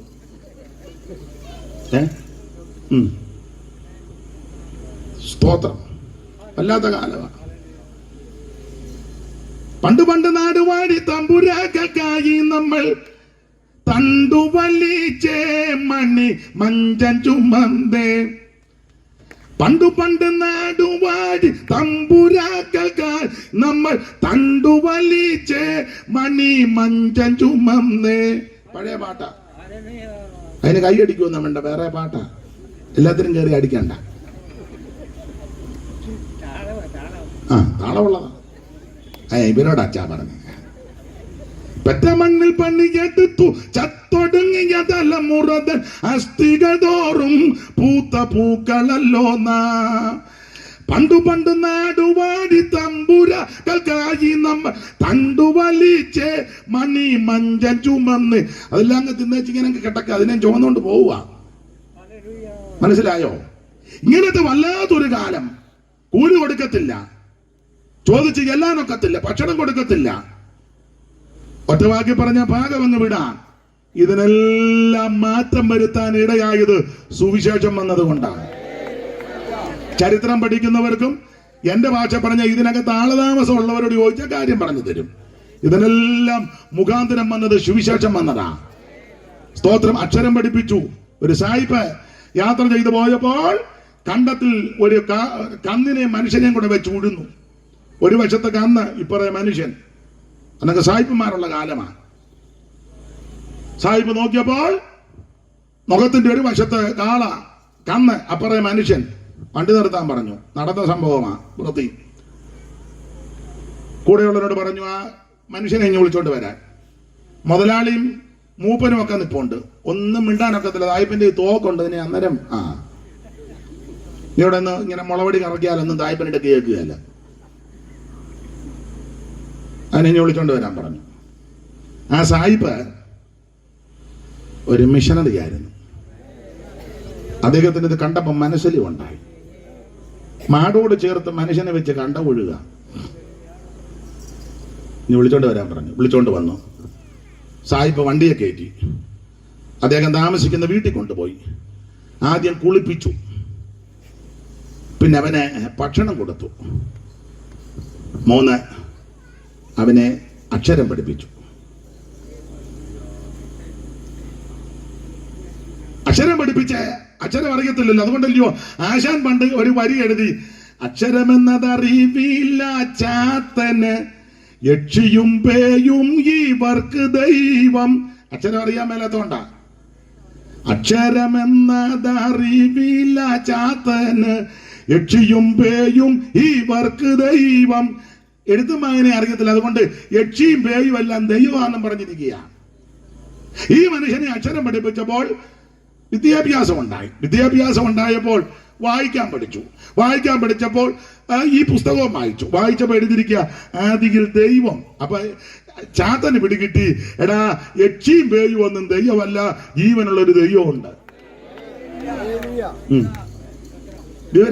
വിവരം ഉണ്ടാക്കുന്ന മാർഗമാ സുവിശേഷം. അന്തസ്സായിട്ട് ജീവിക്കാൻ പഠിക്കുന്നതും മാന്യമായിട്ട് സമൂഹത്തിൽ ഇടപെടാൻ, വിദ്യാഭ്യസിക്കുവാൻ, നേരും ചൊവ്വനും വസ്ത്രം ധരിക്കാനൊക്കെ പഠിപ്പിച്ച മാർഗം സുവിശേഷമാണ്. സുവിശേഷം വന്നതുകൊണ്ടാണ്. അതുകൊണ്ട് ഇങ്ങനൊന്നും അല്ല അല്ലേലിയ പറയണ്ട. പിന്നെ ഈ രാത്രി ഇത്രയും ഒപ്പിച്ചല്ലോ, വലിയ കാര്യം. നിങ്ങളോടും കൂടെ ഇങ്ങനൊന്നും അല്ല പറയണ്ട. എന്നാലും വന്ന് ഇരിക്കുന്നല്ല മുണ്ടിയിരിക്കും പോലെ നമുക്കെല്ലാം നിരന്നിരിക്കാൻ ഒത്തല്ലോ. സുവിശേഷം വന്നതാ, ഇതിനെല്ലാം മാറ്റം വന്നതാ. സുവിശേഷത്തെ കൊണ്ട് മാത്രമേ ഇത് സാധിക്കൂ. മാന്യമായിട്ട് ജീവിക്കുവാൻ, രണ്ടക്ഷരം കൂട്ടി വായിക്കാനൊക്കെ ഞാൻ പറയാറുണ്ട്. ഞങ്ങളുടെ അമ്മമാരൊക്കെ പള്ളിക്കൂടത്തിൽ പോയ അമ്മ പോലും അല്ല മിക്കതും. എന്നാൽ ഇരുന്ന് പറയുക ഇംഗ്ലീഷ് ഗ്ലോറി കേക്ക, അത് എഴുതി ഇതാ അമ്മയെന്ന് പറഞ്ഞാൽ എനിക്കൊന്നും അറിയാൻ മേലെന്ന് പറയാം. എന്നാലും വെച്ച് കീച്ചുക ഗ്ലോറി. അന്നേരം അപ്പുറത്തിരിക്കുന്ന അമ്മ വിക്ടറി. രണ്ട് ഇംഗ്ലീഷും ഒക്കെ പറഞ്ഞത് ഈ സുവിശേഷം വന്നത് കൊണ്ടാണ്. മാന്യമായിട്ട് ജീവിക്കാൻ പഠിപ്പിച്ചത് ഈ സുവിശേഷം വന്നത് കൊണ്ടാണ്. അതുകൊണ്ട് പ്രിയരെ, എവിടെയും ഉയർത്താൻ പറ്റുന്നത് ആ സുവിശേഷം. ഇത് ചെന്നിടത്തെല്ലാം അനുഗ്രഹമാണ്. ഇത് ആമ ചെന്ന് കയറിയ വീടിന്റെ മുഖച്ഛായ മാറിയിട്ടുണ്ട്. വ്യക്തികൾക്ക് വ്യത്യാസം വന്നിട്ടുണ്ട്. ഉണ്ട്. ഞങ്ങളുടെ ഒരു അച്ചായനുണ്ടായിരുന്ന കട്ടകുത്ത് എല്ലാവർക്കും മനസ്സിലായി കാണുമായിരിക്കും. കട്ടകുത്ത് വലിയ പാരയ്ക്ക് ചേടി എന്നല്ലേ അച്ചാ പറയുന്നത്. ചേടി പഴയ ഭാഷയാ. പുള്ളി രക്ഷിക്കപ്പെട്ടു ദൈവകൃപ വന്നപ്പോ പിന്നെ സുവിശേഷമൊക്കെ. കട്ടകുത്തുന്നതിന്റെ വസ്ത്രധാരണം ഒന്നും ഞാൻ പറയണ്ട, എന്നെ കൊണ്ട് പറയിപ്പിക്കണോ? വേണ്ട, അതാ നല്ലത്. അമ്മയാ പറഞ്ഞു, അത് തന്നെ അമ്മയ്ക്കും ഒക്കെ ഇതായിരിക്കാം. പക്ഷേ ആ മനുഷ്യൻ രക്ഷിക്കപ്പെട്ട് ദൈവകൃപ വന്നു കഴിഞ്ഞപ്പോൾ മട്ടങ്ങ് മാറി. അത് പിന്നെ ഞാൻ കണ്ടപ്പോ പാൻറ്റുമൊക്കെ ടീൻ ചെയ്തു അല്ലേ. അപ്പൊ ഞാൻ പറഞ്ഞ പഴയ ഫോട്ടോ ഇത് രണ്ടും ഒന്നിച്ച് വെക്കുന്ന നല്ലതാ. പണ്ട് വള്ളത്തെ കട്ട കുത്തി അങ്ങോട്ട് ഇട്ടപ്പം നിന്ന ഫോട്ടോയും നിങ്ങൾക്ക് വല്ല മനസ്സിലാകുന്നുണ്ടോ? എന്തിനാ ഞാൻ അധികം പറയുന്നേ? നിനക്ക് വീറും വൃത്തിയായിട്ട് ജീവിക്കാനും നടക്കാനും മാന്യമായിട്ട് ഇടപെടാനൊക്കെ പഠിപ്പിച്ച മാർഗമാ സുവിശേഷം. രണ്ടക്ഷരം കൂട്ടി വായിപ്പാൻ ഇടയായത് സുവിശേഷം വന്നതുകൊണ്ടാണ്. അന്തസ്സായിട്ട് ജീവിക്കുവാൻ ഇടയാക്കിയത് സുവിശേഷം വന്നതുകൊണ്ടാണ്. എവിടെയും ഉയർത്തുവാൻ പറ്റുന്ന മാർഗമാണ് സുവിശേഷം. എന്ത് കഷ്ടപ്പെട്ട വലിയ വലിയ ആൾക്കാർക്ക് എന്തെല്ലാം ഒപ്പിച്ചു കൊടുത്തു. പണ്ടൊരു പാട്ടുണ്ട്, ഞാനൊരു അല്പം തെറ്റിച്ച് പാടും. തെറ്റിച്ചേ പാടാൻ പറ്റുള്ളൂ. അതിനെന്ന് വെച്ചാൽ സുവിശേഷ യോഗം ആയതുകൊണ്ടാണ്. വേറെ യോഗമാരെന്നെങ്കിൽ തെറ്റിക്കുകയല്ല, അങ്ങനെ തന്നെ പാടിയാനും. അപ്പം ഞാൻ ഈ പാട്ട് പാടുമ്പോൾ പഴയ അമ്മമാരിപ്പം പറയും, ഉപദേശി അത് തെറ്റിച്ചാന്നല്ലോ പാടിയത്. അതെ, മനഃപൂർവ്വമാണ്. അറിയാവുന്ന നിങ്ങൾക്ക് ചിലപ്പോൾ അറിയാം. അത് കേശവശാസ്ത്രി എഴുതിയ ഒരു 7 സർഗമുണ്ട്. അതിലൊരു സർഗത്തിനകത്ത് ഒരു വരിയുണ്ട്, എൻ്റെ വല്യമ്മച്ചി പാടി കേട്ടിട്ടുള്ളതാണ്. ഞാനൊരല്പം വ്യത്യാസപ്പെടുത്തി ആ പാടുന്നത് കേട്ടോ. സാധുവർഗത്തിന്റെ രക്തം വാട്ടിപ്പിഴിഞ്ഞതല്ലയോ, സാധുവർഗത്തിന്റെ രക്തം വാട്ടിപ്പിഴിഞ്ഞതല്ലയോ, സൗധങ്ങളും മാളികയും സമ്പത്തുമെല്ലാം. അമ്മയ്ക്കറിയാവുന്നതുകൊണ്ട് അറിയാവുന്നേ. ഞാൻ ഇച്ചിരി വ്യത്യാസപ്പെടുത്തിയല്ലേ പാടിയേ. അങ്ങനെ അമ്മയും പാടിയാൽ മതി. ഇന്ന് യോഗം കഴിഞ്ഞ് നമുക്ക് പിന്നെ അങ്ങോട്ട് മാറി എന്ന് എന്റെ ക്ലിയർ ആയിട്ട് പാടാം. കയറി അതിലൊരു വരിയുണ്ട്, എന്താണ് ബിഎക്കാര ഇംഗ്ലീഷ് വിദ്യാഭ്യാസം കൊണ്ടോ ജാതി മഹത്വം തൃണം പോൽ കരുതുന്നു നീ, അമ്പലങ്ങാട്ടങ്കനയെ നിനക്കു പത്നിയായി വേണോ, തൂപാകിളച്ചു നടക്കും തെണ്ടി പരീക്ഷ. പുള്ളി ആക്ഷേപിച്ചപ്പം പുള്ളി പറഞ്ഞ വരികളാ മറുപടി. നാളികേരം നെല്ലും മറ്റും നാനാവിധ ധാന്യങ്ങളും മാളികയിൽ തരുന്നവർ സാധുക്കളല്ലോ. ഇച്ചിരി വ്യത്യാസപ്പെടുത്തിയാ പാടുന്നത്. അപ്പൊ സാധുക്കളെ ഉഴിഞ്ഞും പിഴിഞ്ഞും പീഡിപ്പിച്ചു ഉപദ്രവിച്ചും ഒക്കെ സൗധങ്ങളും മാളികകളും ഒക്കെ പടുത്തുയർത്തി. പക്ഷേ അവരെ അടുപ്പിക്കത്തില്ല, അവർക്ക് വിദ്യ അഭ്യസിക്കുവാൻ അനുവദിക്കത്തില്ല, പള്ളി കൊടുത്ത് കയറ്റുകയില്ല, നല്ല വസ്ത്രം ധരിക്കാൻ അനുവദിക്കത്തില്ല, നല്ല ഭക്ഷണം കൊടുക്കത്തില്ല. പക്ഷെ ഇതിനെല്ലാം മാറ്റം വരുത്തിയത് സുവിശേഷം വന്നത് കൊണ്ടാണ്. അതുകൊണ്ട് എന്റെ പ്രിയരെ, എവിടെയും ഉയർത്തുവാനും എവിടെയും പറയുവാനും എവിടെയും ഘോഷിപ്പാൻ ഇടയാക്കുന്ന ഒന്നേ ഉള്ള സുവിശേഷം. ആ സുവിശേഷത്തിന്റെ സാക്ഷ്യം വഹിപ്പാൻ ഇന്ന് രാത്രി ഇവിടെ കൂടപ്പെട്ട ദൈവമക്കളെ ഓർത്ത് ഞാൻ ദൈവത്തെ സ്തുതിക്കുന്നു. എന്താ സുവിശേഷം? യേശു ക്രിസ്തു. എന്തിനാ സുവിശേഷം? സകല മനുഷ്യരും രക്ഷപ്പെടാൻ. ആരാ സുവിശേഷം കേൾക്കണ്ടേ? സകല ജാതികളും ഇത് കേൾക്കണം. ഇത് കേട്ടാലുള്ള ഗുണമെന്നാ? ഒന്ന്, ഇരുട്ട് മാറും. നിന്റെ ജീവിതത്തിന്റെ ഇരുട്ട് മാറും. എത്രയോ പേര് മദ്യത്തിനും മയക്കമരുന്നിനും അടിമകളായി. നാട്ടുകാർക്കും വീട്ടുകാർക്കും ദേശക്കാർക്കും സ്വൈര്യം കെടുത്തി. അയ്യോ, എത്ര പേര് പരാകുന്ന. ചിലരെ ഈയിടെ ഒരുത്തനെ പരാകുന്ന കണ്ടു. സ്വന്തം ഭാര്യ ഇടിഞ്ഞു പോവുകയുള്ളന്ന്. സ്വന്തം ഭാര്യ അവളെ തല്ലിയേച്ച് കുടിച്ച് 4 കാലം വന്നിച്ച് അവളെ ഇടിച്ചേച്ച് പോവാ. പിന്നെ അവൾ എന്നെ എടുക്കാന് തള്ളക്കിട്ട് ഒരിടി, പെറ്റ തള്ളക്കിട്ട് വെളിവില്ലല്ലോ. അന്നേരം തള്ളപാറ കാലാ നിന്നെ വെള്ളിടി വെട്ടി നീ പോവുകയുള്ളന്ന്. വെള്ളിടി എന്തോ ഇടിയാ അമ്മേ അത്? വെള്ളിടി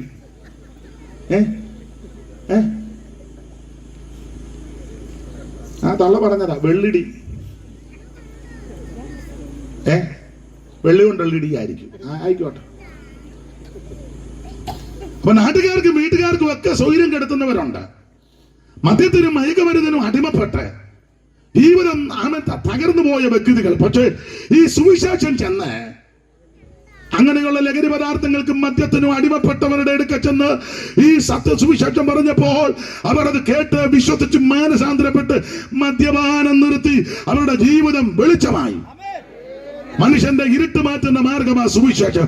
പോലീസിന്റെ ലാത്തിക്കോ തത്വ സംഹിതകൾക്കോ പ്രത്യേക ശാസ്ത്രങ്ങൾ കൊണ്ട് പരിഹരിക്കാൻ പറ്റാത്തത് സുവിശേഷത്താൽ പരിഹരിക്കും. അനുഭവിക്കുന്നവർ ഇന്ന് രാത്രി ഇവിടെ ഇരിപ്പുണ്ട്. അനുഭവിച്ചവരെ ഓർത്ത് ദൈവത്തെ സ്തുതിക്കുക. എവിടെയും ഉയർത്തുവാൻ, എവിടെയും പറയുവാൻ, എവിടെയും ഘോഷിപ്പാൻ പറ്റുന്ന ഒരേ ഒരു മാർഗം അത് സത്യസുവിശേഷം. സ്തോത്രം. എന്തുവാ ഈ സമയം? നിർത്താറായെങ്കിൽ പറയണം. എത്ര 9:30? എപ്പം നിർത്തണം? ഇപ്പം നിർത്തണോ അതോ ഇനിയും പോണോ? എങ്ങനെ വേണ്ടില്ല. അച്ഛനാകാനും പെണ്ണ് കെട്ടാനും തയ്യാറാ. 9:30 നിർത്തിയേക്കാം. മതി. ഗുണവാങ്ങാനാന്ന് ഇതൊക്കെ മതി. ശകലം കൂടെ വേണം അമ്മയ്ക്ക് ശകലം കൂടെ വേണമെന്ന്. എന്നാ പോട്ടെ. എനിക്ക് തന്നെ അച്ചായന് വേണ്ട പറഞ്ഞെന്ന് ഇച്ചിരിയുടെ പോട്ടെ. ഇച്ചിരിയുടെ ശകലം കൂടെ തരാം.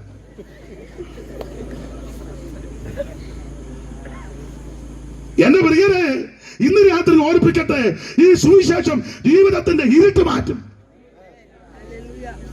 മദ്യപിച്ച് ലക്ക് കെട്ട് നടക്കുക ആർക്കും ഒരു പ്രശ്നവും ഇല്ല.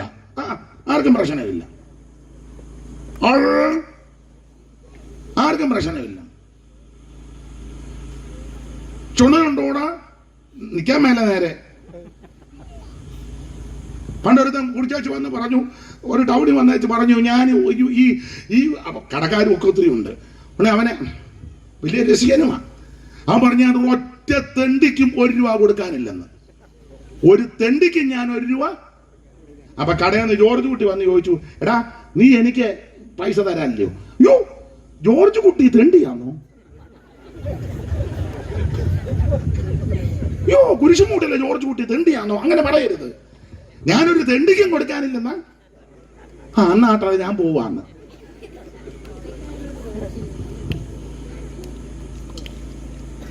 ഒരു കാര്യം പറയാം, അങ്ങനെയൊക്കെ ലക്ക് കേട്ട് മദ്യപിച്ചും അവൻ ബോധം പോയി നടന്ന് ജീവിച്ച ഒത്തിരി പേര് അവര് സുവിശേഷം കേട്ടു, അവരുടെ ജീവിതത്തിന്റെ ഇരുട്ട് മാറി. എന്റെ സ്നേഹിത സുഹൃത്തെ, മദ്യവും ആ മയക്കുമരുന്ന് വന്ന് നിനക്ക് സ്വസ്ഥത തരികയല്ല. അങ്ങനല്ലേ പുസ്തകത്തിൽ വരിക. ആർക്ക് കഷ്ടം, ആർക്ക് ആവലാതി. വായിച്ച 29-ാം വാക്യം സദൃശവാക്യത്തിലില്ലയോ? പെട്ടെന്ന് വായിത്. 29 മുതല എടുത്തോ. വായിത്.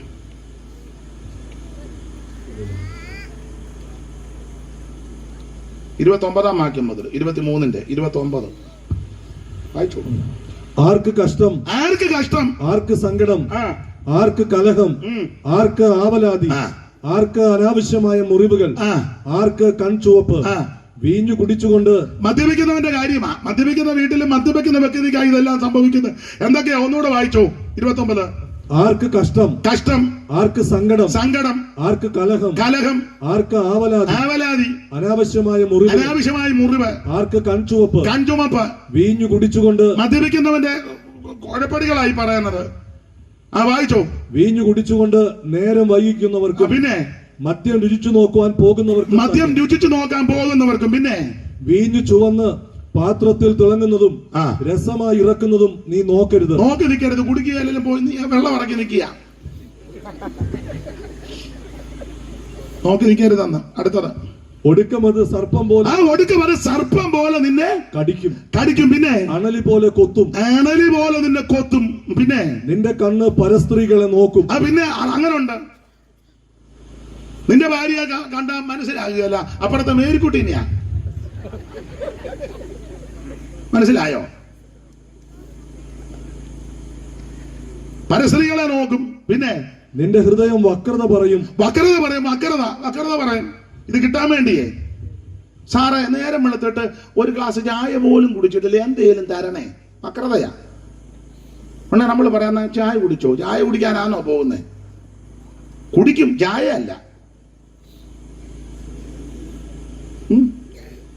ഞാന് ചങ്ങനാശ്ശേരി ടൗണിൽ നിൽക്കുമ്പോൾ ഒരാൾ എന്നോട് വന്ന്, സാറേ 2 ദിവസമായി ഭക്ഷണം കഴിച്ചിട്ട് എന്തേലും, അയ്യോ ഇത് കേട്ടപ്പോ സങ്കടം, 100 രൂപ കൊടുത്ത് അന്ന്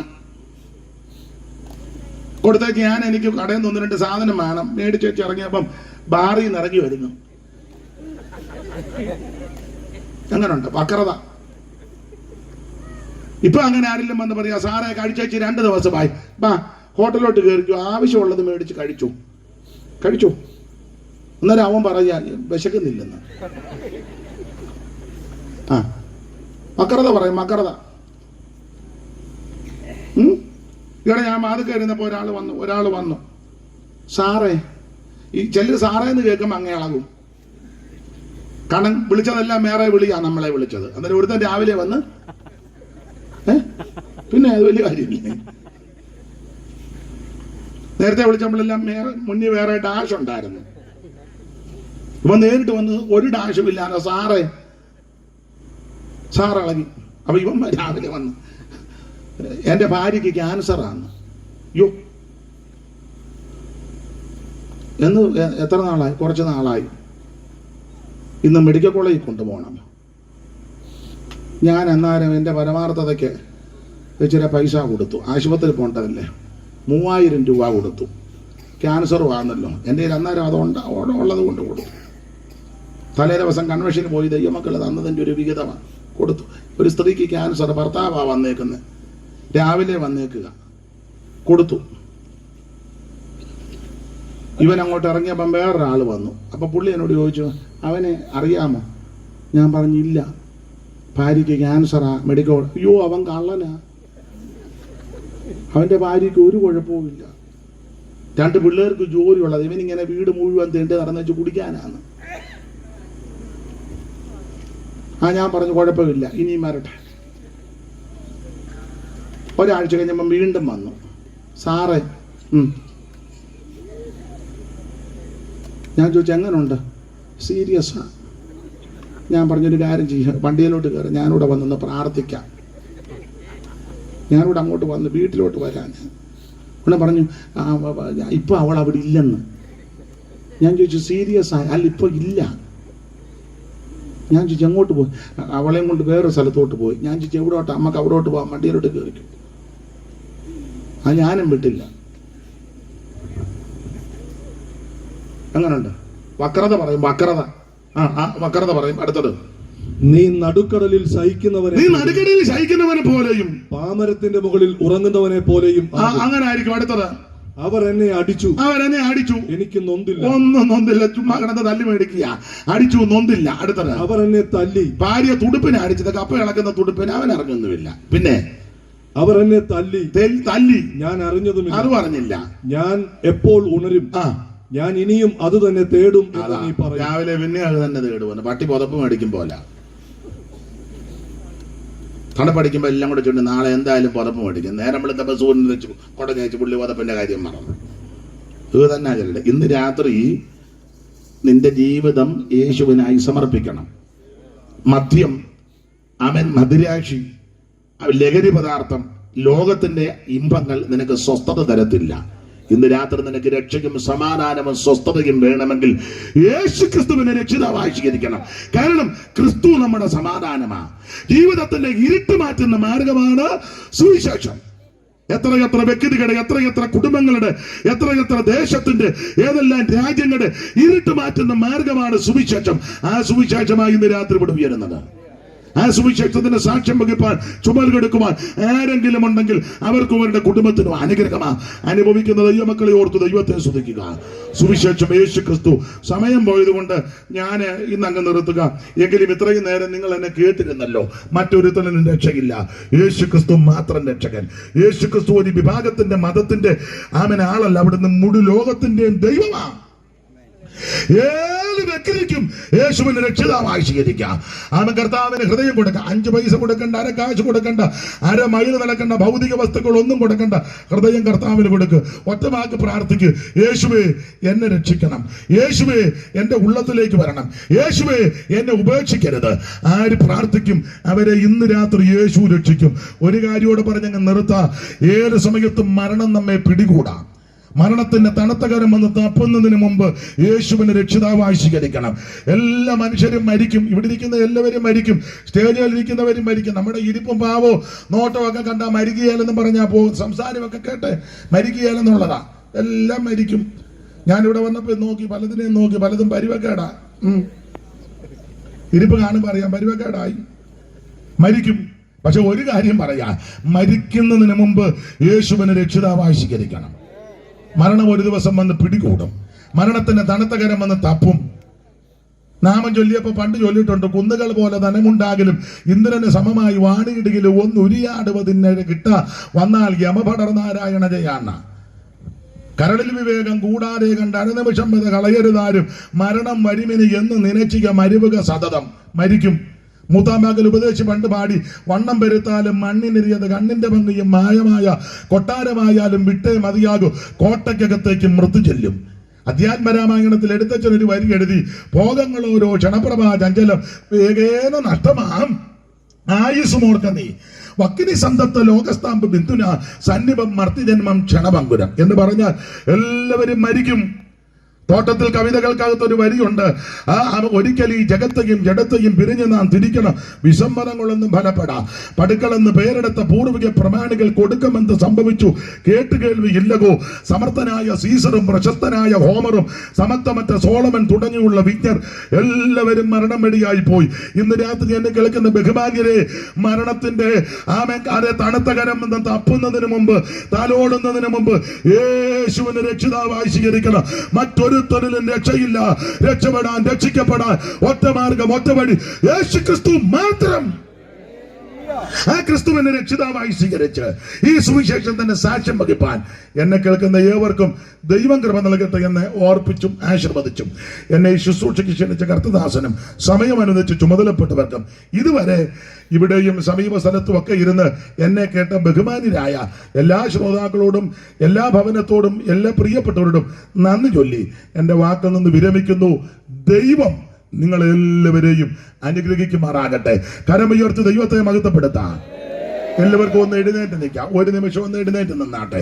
ഒരു നിമിഷം. ഇതുവരെ ഇരിക്കുകയായിരുന്നല്ലോ. അമ്മേ, ആവതുണ്ടേലേ എഴുന്നേക്കാവുള്ളൂ. പെട്ടെന്ന് എഴുന്നേറ്റ് തല ചുറ്റി വീടരുത്. ഇരുന്നാ മതി വയ്യാത്തവര്. ഒരു നിമിഷം എഴുന്നേറ്റ് ഒക്കുന്നെങ്കിൽ ആ കരങ്ങളൊന്ന് വീശി ഉയർത്തി ദൈവത്തെ ഒന്ന് മഹത്വപ്പെടുത്ത്. ഇന്നും എന്നേക്കും വേർപിരിയാതെ ക്രിസ്തുവിൻ കൂടെ പാർക്കും നമ്മളെല്ലാം. ഇന്നും എന്നേക്കും വേർപിരിയാതെ ക്രിസ്തുവിൻ കൂടെ പാർക്കും നമ്മളെല്ലാം.